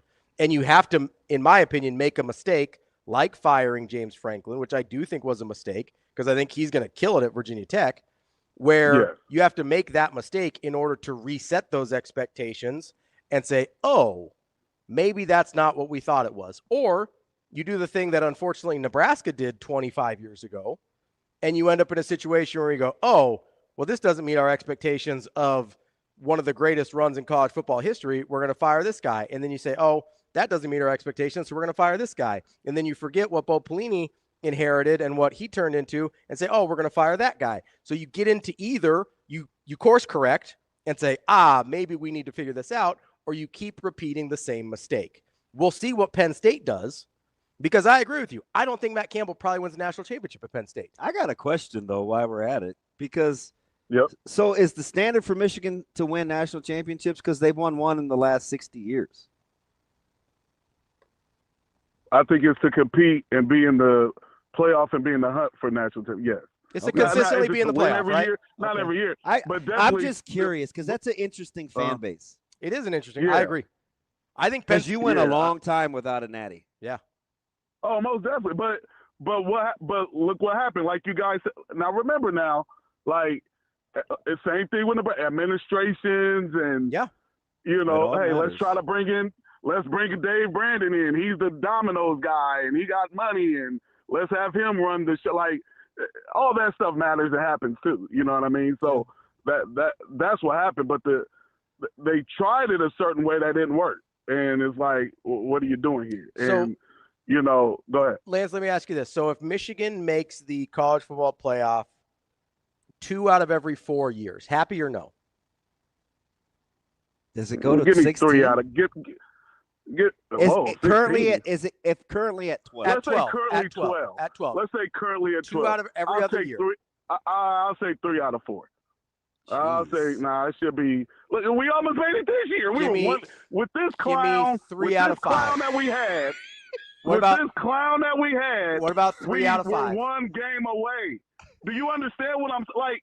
They were 1 game away. All they had to do, if they beat Ohio State, they're in the playoffs. Like, and he was a clown. So you telling me with a good coach, a really good coach, we can't do 3 out of 4? So let me ask you. Like, come on, man. Let me ask. 3 out of 4 seems a little aggressive. Would you give me 3 out of 5? How is it little? Okay, would you give me 3 out of 5? 3 out of every 5 years you make the college football playoff. Happy or no? All right, yeah, that's fine. I'm good with that, but it should still be like. Let's put it like this. Okay. Because let's do it with the coach that you have. I'm just gonna say my favorite since 2009 or however long we've been going is how you say clown. You make it seem like it's more than 1 syllable. It's my favorite. Like, wait, that's what are we the ultimate cut here? down for you. Oh, this clown. Yes. Yeah. Like, how we're sitting here like that doesn't make sense. If somebody like him can be on the verge, right? Like, you forgot Biff Poggi got like half his wins for him. So, again, it doesn't matter. I'm with that too. And Michigan was undefeated in head coaching replacements. Like, okay. Right. So 3 out of every 5 what I mean? years. Let's say like, Whittingham's there for 5 years because he's 66. He's probably not there for a ton longer than that. Yeah. I say 5. Yeah, 3 out of 5. Most definitely. If they make cool with 3 college football playoffs in his 5 years, you're cool. Yeah. If they make 2, it's disappointing. Is that the line? Yeah, I would say that, especially with especially with Bryce. Like for the next couple, Bryce is a quarterback that should guarantee you 2. Like, and then so if he doesn't make it the next 2 years, you're upset. Like you said, like I'll give it 2 out of 3, and then maybe I believe with Bryce and this guy, they can get to 3. Most definitely can get to 3. Well, Bryce is that dude. He's not going to be here 3 more years. If you're telling me Bryce is who you think he is, that you get 2 years of Bryce and we're done. But you know what though? With that, I'm with was it Peyton Manning? I don't know who it was that started I think I want to say Peyton Manning maybe, or I don't know. Somebody was like, or maybe it was Troy Aikman, was like, "Hey man, quarterbacks need to play games." Quarterback isn't a 3 and out type of. He was talking deal. about Arch. I mean, it is if you're starting. No. This was before Arch. No. This was. I'm talking about years ago. I still think it was Peyton. Yeah, and I'm talking about a long time ago. Like, you need to play college football as a quarterback. I mean, you want to go way back. You're talking about Bill Parcells. That's who, that was part of his quarterback rules. Yeah, when he drafted, 30 minimum starts or whatever his number was. But that's proven with. What we're talking about here is if we're talking about Underwood, he will have started 3 full years. That's 36 starts. That's enough. Yeah. Okay. Yeah. And I'm good. I'm good with that. Yeah. That's different. I can see that. Yeah. Exactly. And I can see that. It's not Arch where he starts 13 games and you're like, all right, let's do it. Right. Exactly. Yeah. That. Or remember the guy that just came from Florida. A couple years ago. Anthony Richardson. Yeah. And you know what? How about let's not even go there because he played very minimal 13 games. I think he was for real. But like Mike Vick should have had another year of college quarterbacking. Like, he did 2 years. He was he had 24, 25 starts, something like that. You know what I mean? No, for somebody like him, you needed more. Well, anybody, like you said, he didn't hit the 30 mark. So he needed another season, and then that will probably have changed his maturity level. You know what? What would have changed his direction is if he got drafted by Andy Reid. That's what would have changed his career. Well, let's be honest. You know what I mean? That's a lot of people, right? That's what I mean, though. You get where you get drafted matters a ton in that situation, right? Most definitely. I'm not gonna split hairs between 24 and 30 starts. If you get 2 full years of starting, I think is a bare minimum. I think that's fair. I don't know, man. Dude, most of these guys are getting drafted on less than that, man. Yeah, like your boy Lagway. Nah, I'm just hey, you know that's funny. Hey, thank you, Ravi, for being a hater. For being the only person in the country to accurately evaluate DJ Lagway. I'm gonna put that in my Twitter bio. Only person in the country to accurately evaluate DJ Lagway. Now remember, it's not over for him. It's not over him. I only evaluated this year. I evaluated this year. I said that's not it this year. Yes. Okay. All right. This year, I got you. But when you said hey, I talked about Lagway, I got to talk about Rhule. Hey man, you got to own up to stuff that you say about other people. Let's try to be equal across the board here. DB, no, that's a big pet peeve of mine.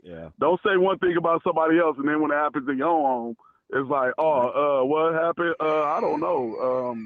Nah, man. No, your boy, hey, y'all thought Rhule was a guy. He was this, he was that, and all that. And now look, he still performed better than Lagway. I have one question before we let you go because we got to close out the show. What are the people with their face painted that perform at circuses? What are they called again? I don't know if I can say it on the spot. You got to get me in the meat of the moment when I'm actually talking about these clowns. I don't know if I can. Hey, man, DB. That's why DB got silent. He was cracking up. Hey, because you know how serious I am. I know. When you start dropping that, it's like, yeah, that's exactly what they are. And these tomfoolery out here.